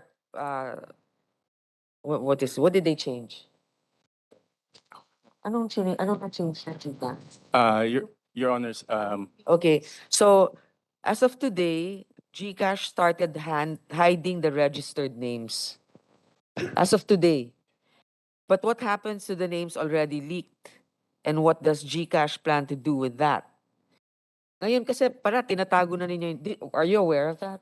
yes, Your Honor. Okay. Your Honor, You see a flaw in that system. That's why you changed it. Actually, Your Honors, would like to maintain our position that we have not violated any law or regulation when we provide the first name and initial name of our customers in preview in the Send feature app, Your Honors. Your Honors, I know you're a lawyer, so you're focused on the legal side. Yes, We're not saying you're violating anything by having that system in the past. But so you changed it now yes, yes. because admittedly, nagagamit na. Yes, we changed it, Your Honors, because since we continuously reassess our processes, and even if there were no violations, it's only for the purpose of allaying the fears of our citizens that their names will no longer be scraped or harvested, Your Honors. Actually, Your Honors, we believe that it's still in its experimental phase. We won't know if it will be as effective as the purposes for which we show the names of the recipients, such as to prevent fraud and to prevent inadvertent sending to the wrong persons. Okay, well, no, I'm glad to hear Yeah. that it's true. I mean, for us, we have to keep innovating. Yes, We have Your to Honor. keep evaluating the systems that we have in place to further improve it, whether or not we're violating any laws. So Yes, Your Honor. I commend you for that. But my question now is this: how about the ones whose account has been compromised? So they contact GCash, and what do? You just change their account, right? Your Honors, as of now, the ones with the initiatives of GCash on this is that we closely coordinate and cooperate with the National Privacy Commission and the other law enforcement agencies. And should we receive any complaints on harvesting of their names, we say, first of all, that any messages do not come from us and do not open the links such as that. And we also coordinate with Globe regarding the blocking of the scammers' numbers, Your Honors. As to the extent of the leaked names, Your Honors, we are still investigating into the matter, and we have yet to determine the actual extent of the leak. So you can Should there be actually, one. let's say I'm the client, I'm the consumer. my GCash account has been compromised, I can just apply for another GCash account and close that one. The one that's been compromised. Is that possible? Eh, what if you have the same cell phone number? So hindi rin, di ba? Your Honors, let me confirm that with the Kasi pertinent once team. that account is already out there, di ba? That's already in jeopardy of being used again for ano. So that's one. And then um I'm losing my train of thought. But maybe I would like to hear from Madam Chair? yes, Senator Nancy. Hindi, pwede do'n lang sa GCash kasi kanina attorney nabanggit niyo na may nahuli kayo na gumamit ng fake IDs, tama po ba? Yes, Your Honor. And you've blocked it, Yes, Your correct? Honor. It's part of the 1.37 million that we were able to block as fraudulent accounts, Your Honors. And then have you submitted to any, nasubmit niyo ba 'to sa NBI or sa PNP, itong 1.37 million? Kasi technically, ano na 'to, kumbaga may crime na, 'di ba? Your Honors, we have been collaborating with the law enforcement agencies in the arrest of fraudsters and even in the prosecution of their cases also, Your Honors. Meron na prosecute? Yes, Your Honors. So there are cases, there are already instances, Your Honors. Madam Chair, baka we can ask NBI kung ano Oo. nangyari dito sa 1.37 million fraudulent accounts or ewan ko kung anong agency ba yung dapat assume kasi 'di ba yung telco hanggang pag-block lang sila, but yung actual, yung paghuhuli at saka yung pagfa-file. I have yet to check, Madam, if the accounts, the numbers being mentioned by our counterpart from GCash was actually submitted to the Bureau. And we will be submitting our report on that. And if you may allow me to add to that, I would like to confirm the statement of Attorney Amurao about successful collaborations of the NBI and GCash. In fact, in about 3 months ago, there was really this very interesting case where a SIM card user, a prepaid SIM card user was extorting money from a victim. So there was a demand for money, and eventually the victim went to the NBI to file a complaint. By guiding the complainant, we asked the complainant to deposit the money or send the money via Western Union because we have good working relationships with Western Union. But then apparently when we checked with Western Union, there was this feature wherein after the money is received by the recipient of the money, is actually transferred back to another account with GCash. And when it's transferred to GCash, the same number would transmit it to different GCash numbers as well. So with cooperation from GCash and Western Union, we were able to pinpoint and arrest the persons at the end of the line and eventually prosecute them. That's quite commendable. I'm glad that you were able to do that. But I would like to ask the National Privacy Commission, because you were raising your hand earlier. Is there possible violation by the telecommunications companies when it comes to the breach of the privacy? Yes, yes, Madam Chair. First, based on our investigation po, there's no leak or breach.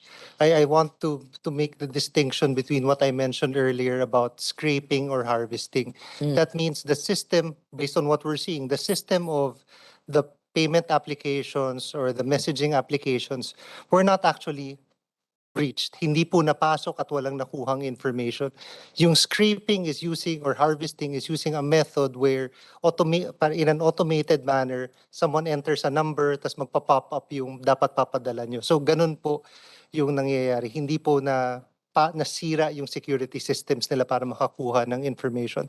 But that being said, there is an obligation on the part of our personal information controllers, those who control the processing of our information, to put in place appropriate security measures to ensure that the information that they're processing cannot be just taken easily. So kung nakikita na po, for example, on the part of these payment applications and messaging applications na may gantong unusual activity, kasi ang normal naman po, it's one account verifying if this is the name. But if it's now happening tens of thousands of times, that's no longer normal, and that should have been flagged. So that's also what we're looking at. So if there's some negligence, I guess, in their implementation of certain security measures. So ganun po yung tinitingnan natin dito. Ano yung ginawa nila before at ano yung ginagawa nila after. At kung na-detect ba nila tong gantong klaseng unusual activities. Okay, Senator Nancy, did you want to add something? Madam Chair, hindi, gusto ko lang itanong kung yung nahuli ho ba nila, ano, bailable ba? Kasi baka nakalabas na ulit 'to at, patuloy pa rin na Oo, gumagawa for ng sure bailable krimen. 'yun, 'di ba? Oo. Tanungin naman natin siguro yung okay, before I forget kasi this entered my mind na Attorney Cordova was saying that they sent out 3 um, text messages warning the consumer or the subscriber of these fraudulent activities. Pwede bang dalas-dalasan ninyo? Kung pwede araw-araw padala ninyo na huwag maniwala sa mga palaro o kaya sa mga trabaho na ino-offer galing sa numerong hindi ninyo kilala. At kahit nakilala ninyo, mag-ingat din kayo. But I think kaya naman yan ng mga telcos, di ba? Can't we do it while we don't have the SIM law yet? Or will it cost you so much? Actually, we're following the NTC anti-spam circular. So we take our cue from the NTC on when to blast the O, siguro messages. pagsipagan na lang po ninyo yung pagbibigay ng order na magpadala sila. Maybe, Madam Chair? yes, Senator Hindi, Nancy. siguro another suggestion, baka aside from texting, baka kunyari pagbibili ka dun sa mga new subscribers, baka kailangan may kasamang leaflet na parang, oh, pag nakatanggap kayo ng ganito. Kumbaga, old school way of informing the public aside from the text. Baka maganda na may ganong ding programa yung mga telcos. Okay. I guess we can really talk about it. But while you're on the line, Senator Nancy, you were requesting maybe an executive session. I just wanted to let you know that this is the priority measure also of the body and the Senate President.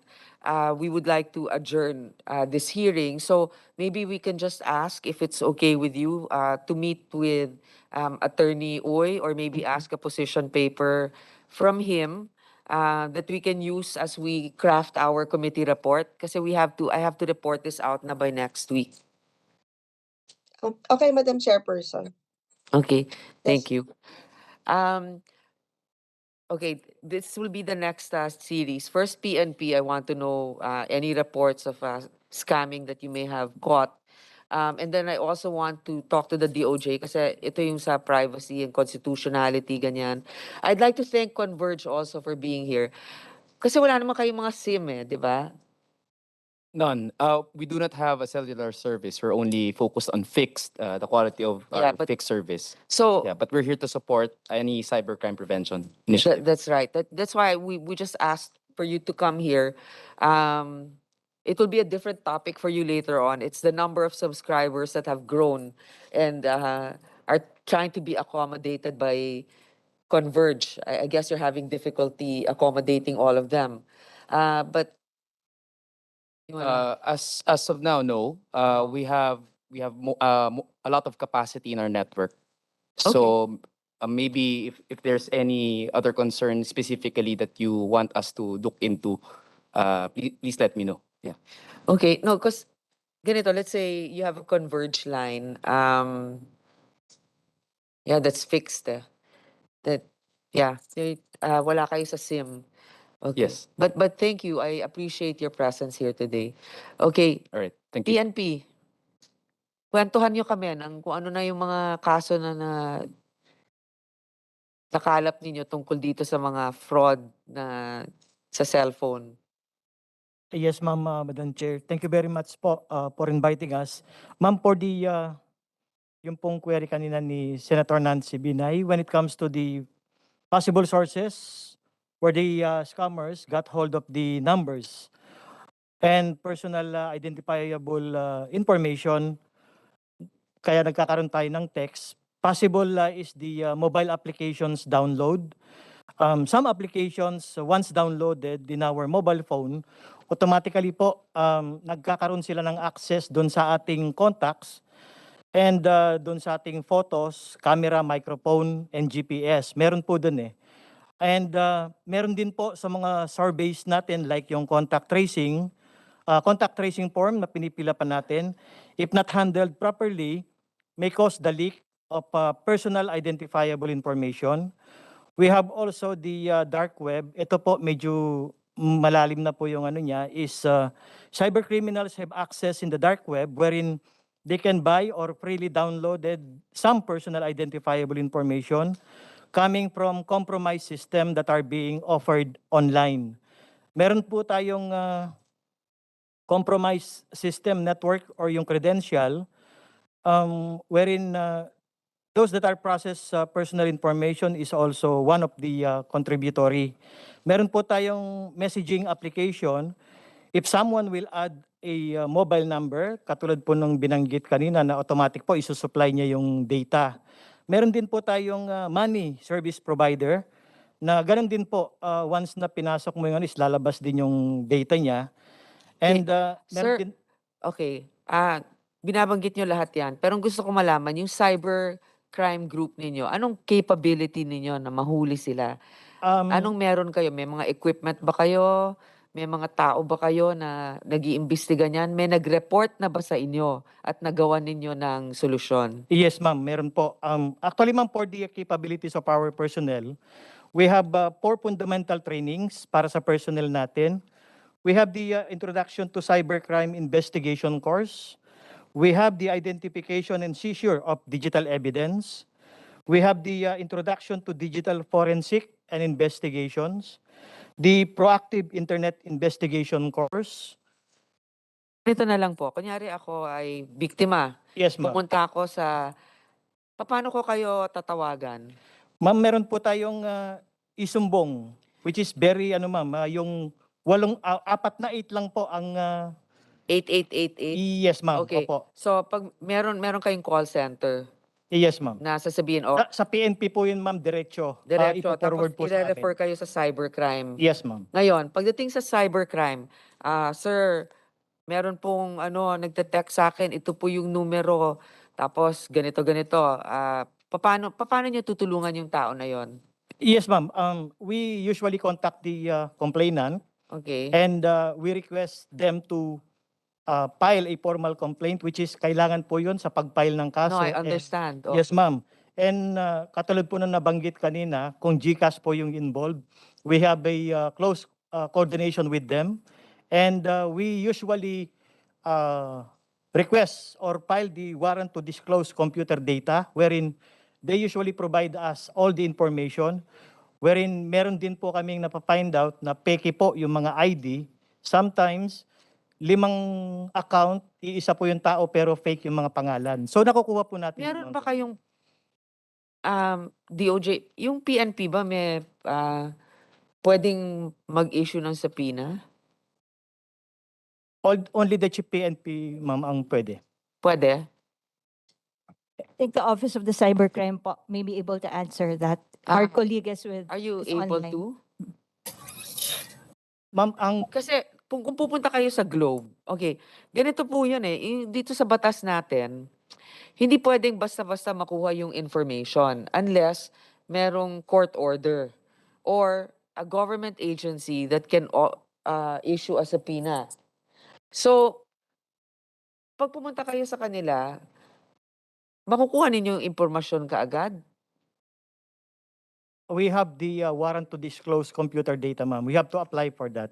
But before that, ma'am, we usually send requests for the data preservation para at least, ma'am, may heads up na sila para in time for the release ng warrant to disclose computer data, nandun na po, ma'am, readily available.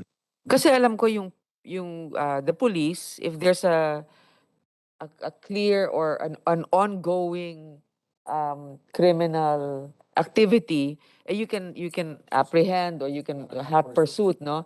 Pero kung ganito, that's actually quite a gray area, no? to get the information from Globe for them to give it.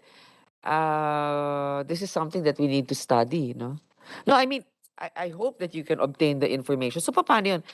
Pumupunta kayo, kukunin nyo yung information from Globe, binibigay naman sa inyo. Yes, ma'am. Basta meron po tayong warrant, ma'am.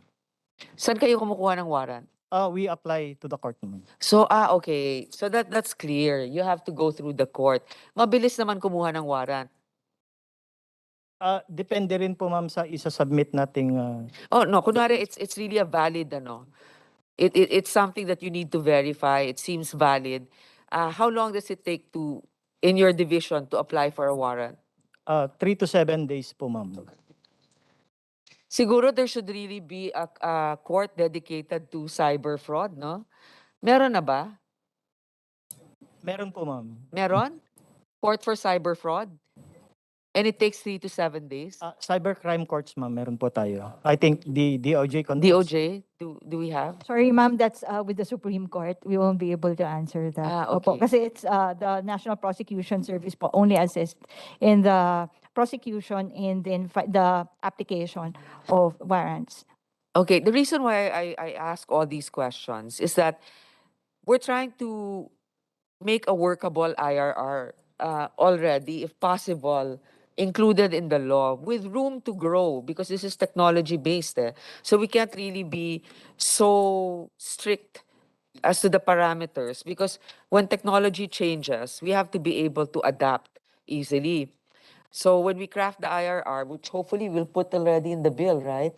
Kasi pagka hindi, ang daming discretion ng mga ibang agencies, nagkakagulo lalo. We will craft it together with like a technical group, together with the DICT, the guidance of the NTC, or the lack thereof, and then the telecommunications companies and the DOJ. DOJ, I guess before we close this hearing, I mean, unless Senator Nancy still wants to ask and Madam Chair, tanong ko lang kay General Doria, yung nangyari kay Senate President Mig Zubiri, I think it was the CIDG ang tumulong. Tama ba? Yes, sir. Ano pong nangyari? Paano ginawa nyo? How you were able to apprehend yung pong nanloko kay SP? Yes, sir. We provide usually, sir, technical assistance, but that case, sir, was handled by the CIDG, sir. So, CIDG nakakuha? Yes, sir, apo, sir. Yun ang namin kasi ang worry namin, a lot of our colleagues, meron silang data. So, pare-pareho yung modus operandi na nangyari. Yung humihingi, same name. So, yun ang inaan namin. Kaya we're asking kung kung merong CIDG or a report on the persons who were arrested.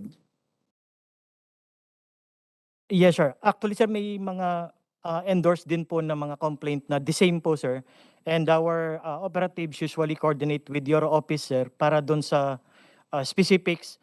And kailangan natin kasi, sir, yung complainant para sa pag-file natin, sir, ng warrants sa korte. Otherwise, sir, hindi po tayo i-grant doon sa mga request natin.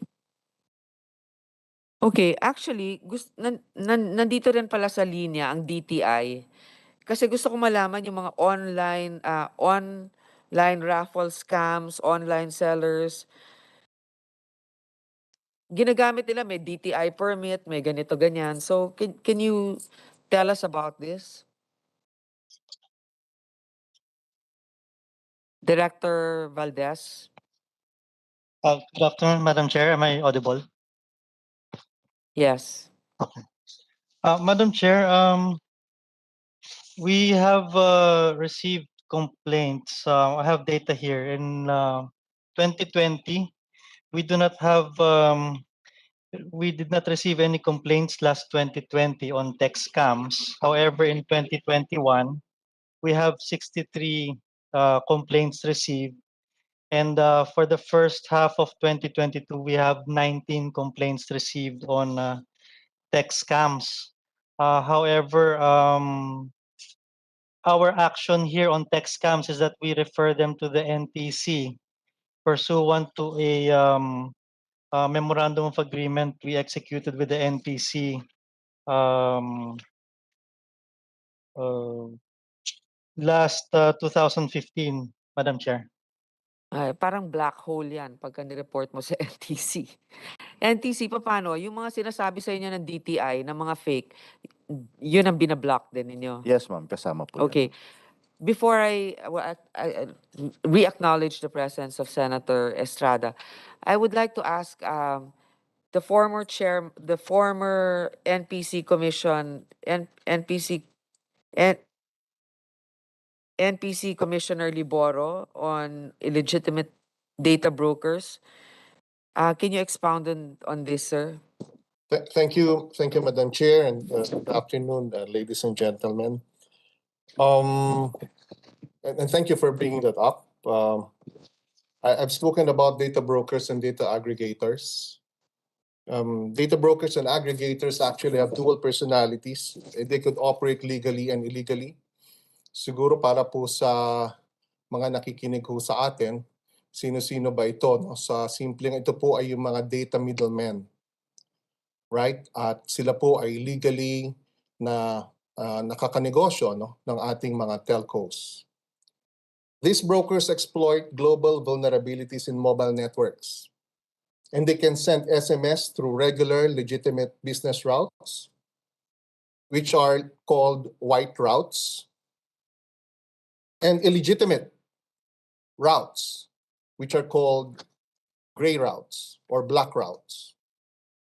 Last year, data brokering was a $200 billion industry, and they project this industry to grow to $400 billion this year. There's nothing wrong with our industry players, telcos, and stakeholders getting a piece of the pie for as long as they conduct business legally and follow our laws. Thus, it will really be interesting to know and understand from this hearing how our telcos are dealing with these data brokers and aggregators. In December last year, during the height of the fake job scam text spree, Globe Telecom revealed that they were able to source or to find the source of these texts from one of their data brokers named Macro Kiosk, who was contracted by an entity named China Skyline Telecom, who also had a client that was based in India. So really, ito pong industry na ito, no? It's a legal industry, but there are misaligned players in this industry. And it's very interesting again. And, you know, I've spoken about this, that probably one of the sources of this wholesale, large-scale supply of personalized information could be coming from data brokers or data aggregators or SMS aggregators. Sir, you mentioned, I think, in one of your interviews that perhaps the leak is coming from the telcos themselves. Did you mention this? Let me qualify the leak, Madam Chair, Okay. because this could be coming legally from the telcos. All right, doon po sa mga nakikinig po sa atin, yung isa pong opisyal po natin ng kapulisan, ano, nag-enumerate saan ba maaaring manggaling yan. Lahat po tayo ay pumapasok o nag-download or nag-avail, no, ng mga free applications. No? We enter free websites offering free services, pero hindi po yan actually free. Pag nag-consent po tayo at nagtinik ho natin ng we agree, at pag binasa ho natin, at majority naman ho sa atin, hindi binabasa ito, at sinabi doon na nag-agree tayo for the sharing of our personal information for business intelligence, then we are actually giving a go signal, a license for these websites or for these aggregators to trade our personal information. So meron hong Madam Chair, may legal hong na hindi ho leak yan, maaari ho nilang i-justify yan legally. Now, let me just point lang ho yung sinaksa immediately. Sinabi na hindi ho unlikely, no, na hindi daw galing po sa data brokers itong nangyaring ito. Dahil wala pong sender, wala hong pangalan nga ng sender. Kasi daw pag data broker, dapat nandun yung pangalan ng company. But you really now have to look into the real nature now of this business. This is a shady industry. Have you heard of names of Epsilon, Datalogics, Action, Intellius, Exactis? Companies you never heard about. You don't know about them, but they know something about you. Kasi nga po, yung mga data po na, yung mga pinag-consent ho natin, o mag-agree ho tayo sa mga cookies, yan ho, kinokolate po nila. Yung collection ho yan, yan lang ho ang first part ho yan ng negosyong ito. The second part, the next part is what you call data mining. Really looking at the rich content that they can get. Third is profiling. They will start putting you in groups. And finally, they will sell your identity. Now, is it legal? Under our law, if you consented to them doing that, then it becomes legal. Yes, okay. Thank you for explaining that to us. Actually, yes, that our viewers should also understand that there are many ways to obtain information from us. Yun lang ang click the cookies, I agree to this and that. So, but Senator Nancy, you were wanting to yes. say something? Yes, Madam Chair. Hindi, just for clarification, ang ibig sabihin ho ba nito, kasi di ba dun sa SIM card registration bill, ang hahawak ng data ay ang mga telco. Tama po ba? Madam Chair, di ba yun ho yung content ng bill? It will be the telcos Who will would be taking be care the of data our... keeper. Yes, yes. But with the statement of Mr. Liboro, pwede ho ba na ibigay ng telco dito sa mga data aggregators yung information? No, they cannot reveal that information without a court order. And if they sell that information, they will be in violation unless they notify the subscriber if they're interested to receive certain information. But Pero I hindi think, nila Madam pwede. Chair, di ba at the moment, pag subscriber ka, and without your knowledge, without doing it, you've checked niya yung consent. Kasi di ba yung nakakakuha tayo ng text from Globe or from Smart, I think nabigay na nila yung data natin dun sa third-party aggregator sila. It's not the telco itself who's sending us those texts, but a third party. Tama po Let ba? me Am I correct, Mr. let's ask Liboro? Globe and Smart, have you sold our information to Or not a necessarily third sold, Madam party? No, Madam Chairperson, but Chair. Madam Chair, I- Madam who's Chair, speaking? um, uh, Mr. Roy Iban po Ibay, from Smart. who are Yes, you ma'am. with? With Smart Communications po. Okay, go ahead. Ma'am, we would also like to ask for the clarification with regard to the social media. I think this is relevant in the light of what former NPC Commissioner Liboro mentioned, because we all know that social media providers really collect so much personal information, and sometimes it is not within the knowledge already of the data subject or those who join social media networks to what extent their personal data is being shared. So we would just like to clarify the provision in the proposed bill where aside from the SIM registration, there will be a social media account registration. And we just like to reiterate that on this, the onus shouldn't be on the part of the telcos to register their SIM registration, their SIM coupled with the social media account that they wish to register po. Madam Chair, but at the moment, di ba, Mr. Ibay, pag if you're a subscriber at nakakatanggap ka ng mga promo from the telcos, hindi ba third party na yung nagsisend neto and not the telco itself?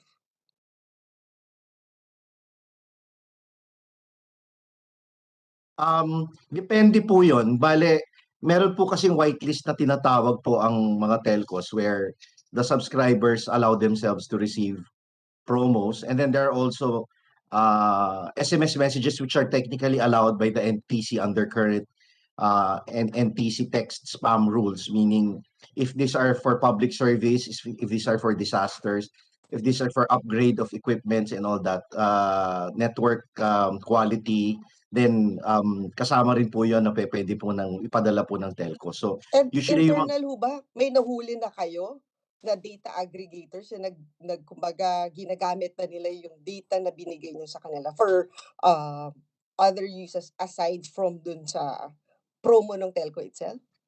Well, there have been instances where our aggregators themselves have reported that they have experienced some sort of breach, where their clients supposedly are in violation of the rules that were provided them. So So may aggregator pala din talaga sila, kayo? meron po talagang ganong service po na ino-offer po yung mga telcos, and we have really we have monitored po since last year, since noon pong nasa MPC pa si Commissioner Liboro. I think he started the probe on the aggregators po that time, no? But I think So who are you dealing with? Who are you giving our information to, basically?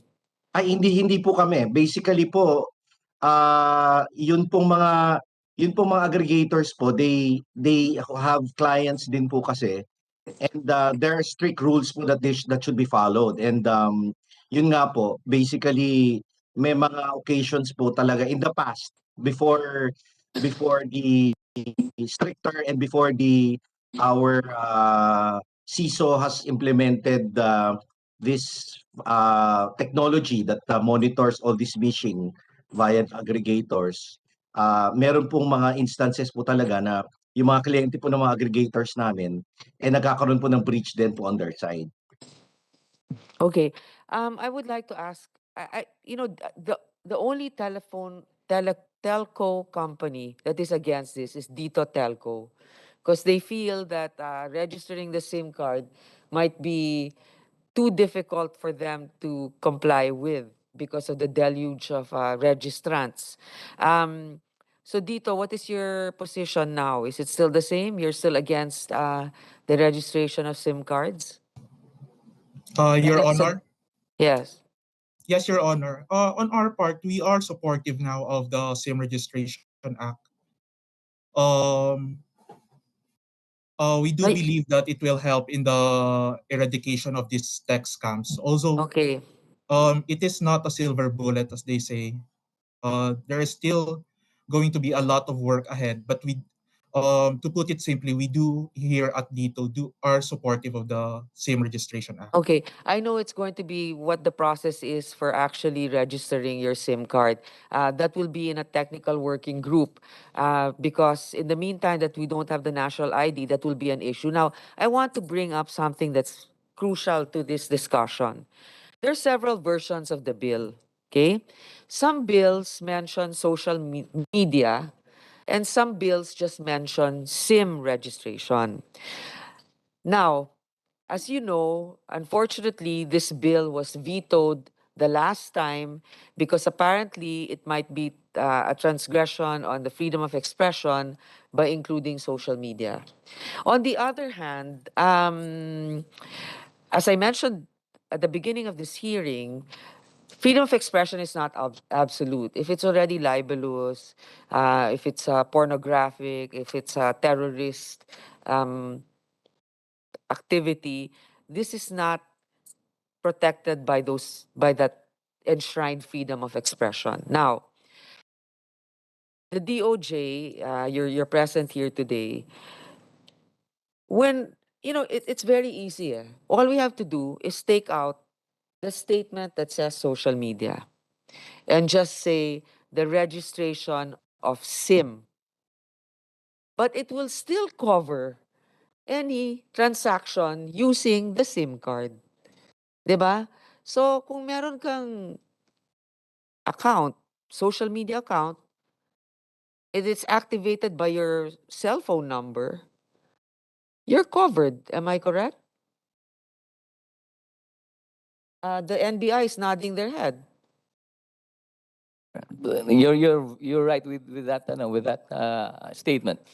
Sa pool po lahat eh. Kasi in the first place, when we talk about internet connections now, marami na masyado ang gumagamit ng phones. And obviously, phones are actually the use of phones would entail the need for a SIM card.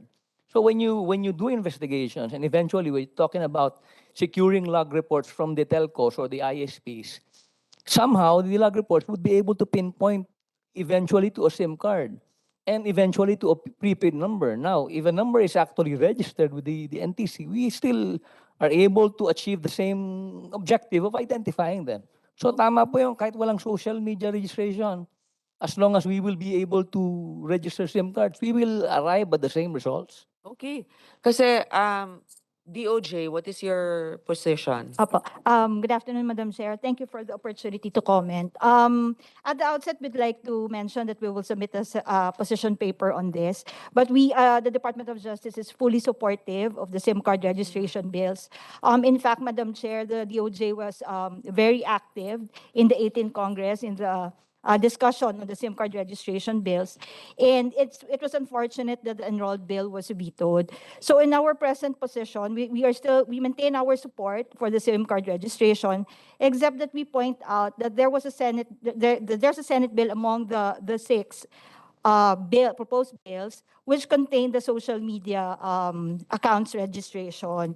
So it is our position, Madam Chair, that the committee may wish to reconsider the inclusion of this rider in light of a possible constitutional violation with respect to Section 26, Article 6 of the Constitution on one title, one subject per law. Sorry.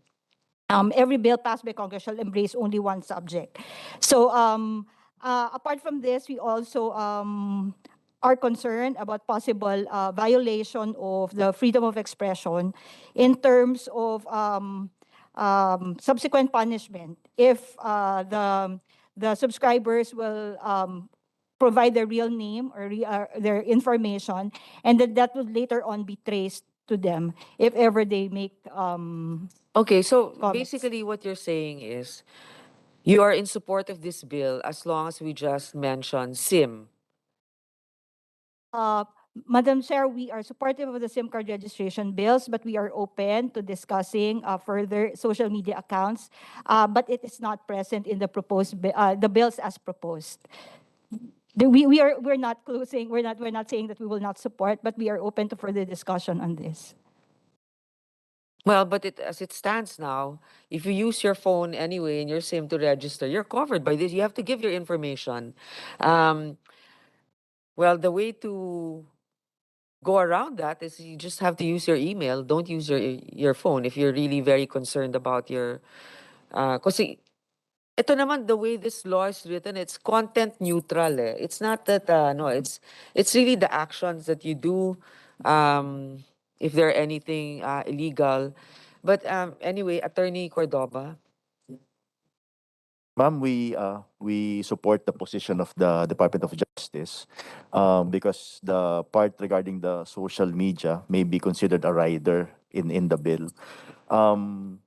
Secondly, I think yung pong social media na there should be a separate law for that because it's really mas malalim po yung kailangan gawin na Well, not that's why just put it this is there. also the position of the Yes, ma'am. group. Maybe when it comes to the social media practices, that would be on the Committee on Public Information. Hindi na sa akin yun. Yes. Hindi na sa atin yan sa public services. Hindi naman natin sila binibigyan ng franchise. Eh. Okay. Hindi na naman natin sila nire-regulate, di ba? So, doon na yan sa public information kay Senator Robin. But in this case, SIM lang tayo. SIM. Registration. Yes. Ma'am, an additional observation. Maybe po better not to use the term card anymore because it's possible to have a SIM that is embedded on a phone. It's also possible to have a cloud SIM. So the physical SIM po kasi in the future may not be ano na po ulit. That's a very good suggestion. Better to call it SIM na lang po. Yes, Something from the NTC now. Yeah. Thank you. Redeeming yourself bago tayo mag-adjourn na. Thank you. Senator Estrada, would you like to ask something? Thank Or you. if you have an opening that you didn't get? No more. I will not bother to read my opening statement anymore because I'm so sleepy and hungry. Me too. And I would like to propound questions to the NBI. Mr. Malyari, gano'n ba kalala yung problema natin sa text scams? Salamat po sa question na yan. Let me repeat my earlier statement that in the year 2001, when we were with the Anti-Fraud and Computer Crimes Division, we were already talking about text scams involving yung mga PCSO, DTI, etc., etc. Sabi ko noon, binanggit na namin that eventually these types of crimes would evolve and mutate to different schemes or different versions. Ngayon nga po, nangyayari na po siya. 20 years since the time that we started speaking about this types of future crimes, nangyayari na po siya. Mas malala. But ang pinupunto po namin dito kanina pa is that ang intention apart from identifying is to be able to locate and eventually file a case against a certain offender. But we wouldn't be able to do that kung hindi natin alam yung pangalan ng gumamit ng SIM card. Yun po yung sinasabi natin po. So ano magiging problema? Paano nyo matitrace? Ganito po yan eh. Say for example, ipupursu natin yung angulo talaga ng prepaid SIM cards. For us to be able to secure that, we will have to communicate with the telco. Sabihin natin kay telco, this particular number was actually used in committing a crime. And then the telco would reply to us saying that in as much as we want to share to you the information, unfortunately, yung number po na ito, prepaid po siya. Walang available na information on that particular SIM. So hindi po minsan kami umi-stop, lalo na kung masyadong serious yung kaso. What we do is that nanghihingi po kami ng information apart from the subscriber information which is not available, humihingi po kami ng IMEI, IMSI, TMSI, call data records, text data records, hoping that the SIM card was actually used in communicating with other postpaid subscribers. And eventually, pag nakuha po namin yung data, we will do a process of cross analysis po namin yan. Pag meron kaming nakita na at one time the prepaid SIM card communicated with a postpaid subscriber, sasabihin namin kay telco, total postpaid pala ito. Say for example, the date of the transaction is June 12, 2019 o 2022, sasabihin namin, sino po ang tao na merong postpaid number na ito? Ibibigay po sa amin ni telco, yung tao naman yun ang aming kakausapin, sabihin namin, on June 19, 2022, you sent a text message to this number. Pwede bang paka-identify mo kung sino ito? So nangyayari po yan. Ang ibig po lang namin sabihin, bagamat prepaid SIM card, minsan po hindi humihinto, tinutuloy pa rin namin kung available. However, yung pong facility na yan, possible lang if the prepaid SIM card was used to communicate via text or via call to a number na postpaid. Pero kung hindi, yung binabanggit po natin kanina, yung iba kasi bibilin lang, gagamitin for a specific purpose, and then itatapon na po. Kapag gano'n, blank wall na po talaga yan. Well, if you have read my privilege speech or even browsed it, there are a number of senators who have already been victimized by these text scams. One of them is this representation. Maraming nagte-text sa akin. Although, itong telephone number, itong cellphone ko, itong telepono ko, hindi naman nakaregister sa pangalan ko. Hindi ko malaman kung paano nila na-trace yung aking numero sa cellphone. Marami nagpapanggap ng mga local officials, especially mga board members, mga governors, sila yun humihingi ng financial assistance. At in fact, I was not yet, that was immediately after the May 9 national and local elections. So hindi pa ako nakakaupo. But I already won during this last election. Kaso mo, I did not have the capacity to verify these telephone numbers.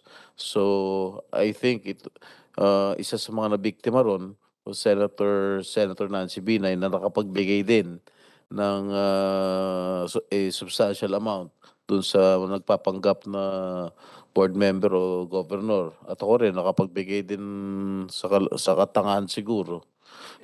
Nakapagbigay din tayo through their GCash account. So, fortunately, nireport ko yun sa police force, sa CIDG, at nahuli na rin yung tao na nabigyan ko ng tulong. So I think it is in the custody of the CIDG, no? At I think sindikato yan eh. Mukhang sindikato at maraming malaki yung kanilang network. So I would like to commend the CIDG, the police force, the Philippine National Police for acting swiftly on my request. Pero siguro, kailangan siguro natin paigtingin palalo yung mga investigasyon tungkol dito sa mga tech scams nito. Thank you. Matanong ko nga kung alam ito ng NBI or whoever can answer my question. Can somebody mirror your number?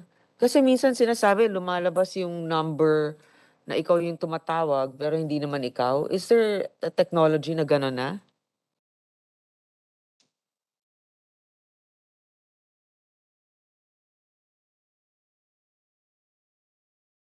Yung lumalabas number mo pero ibang gumagamit ng number mo?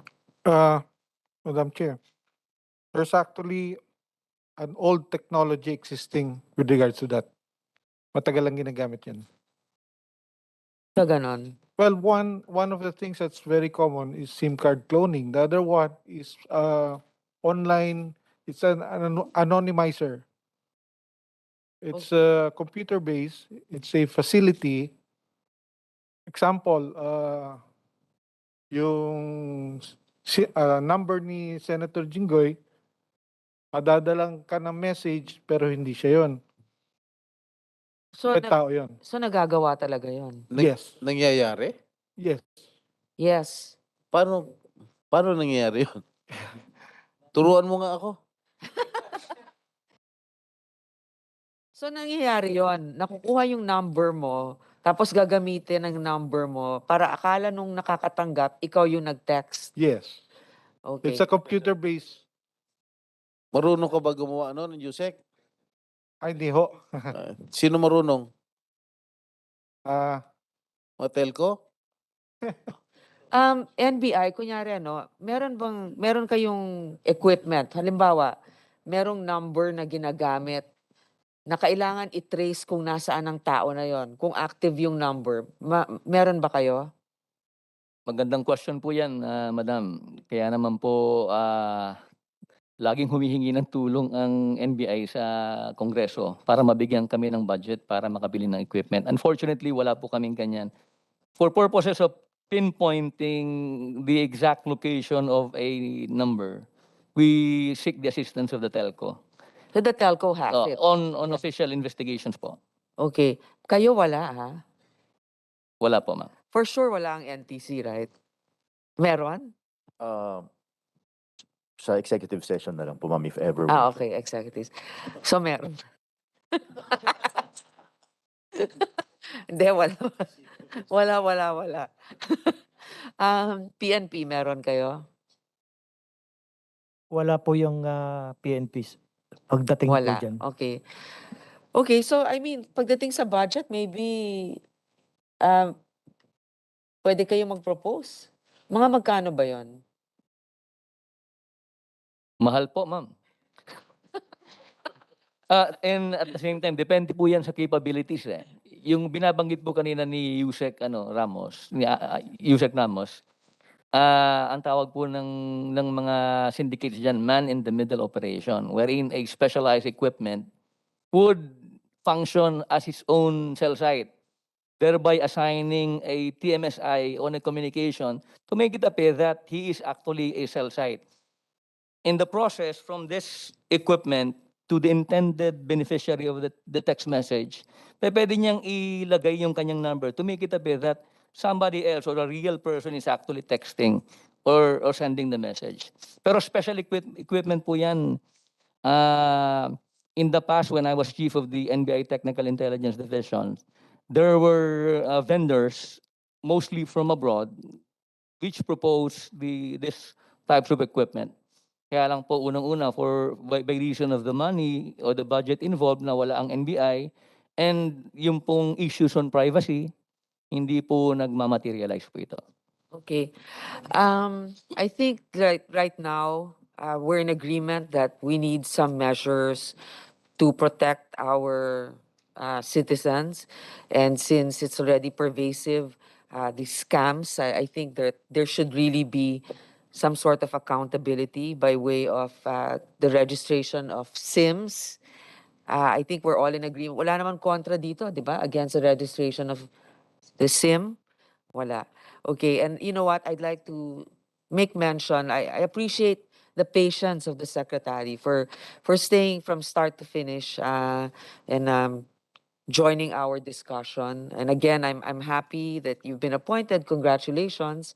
And also to the NBI, very knowledgeable. And I sense your passion in your work. I hope that we can work closely as we draft the IRR. I mean, not draft, but include it already in the law with some flexibility.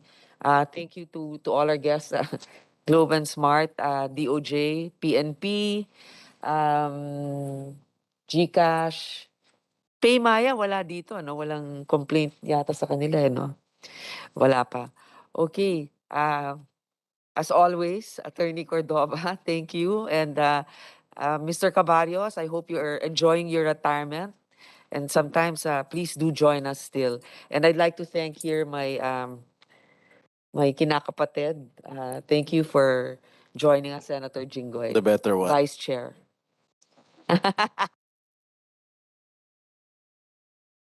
Okay, this hearing, Senator Nancy, thank you also for joining us. Senator Bongo, and all the others who were. This hearing is now adjourned. Thank you.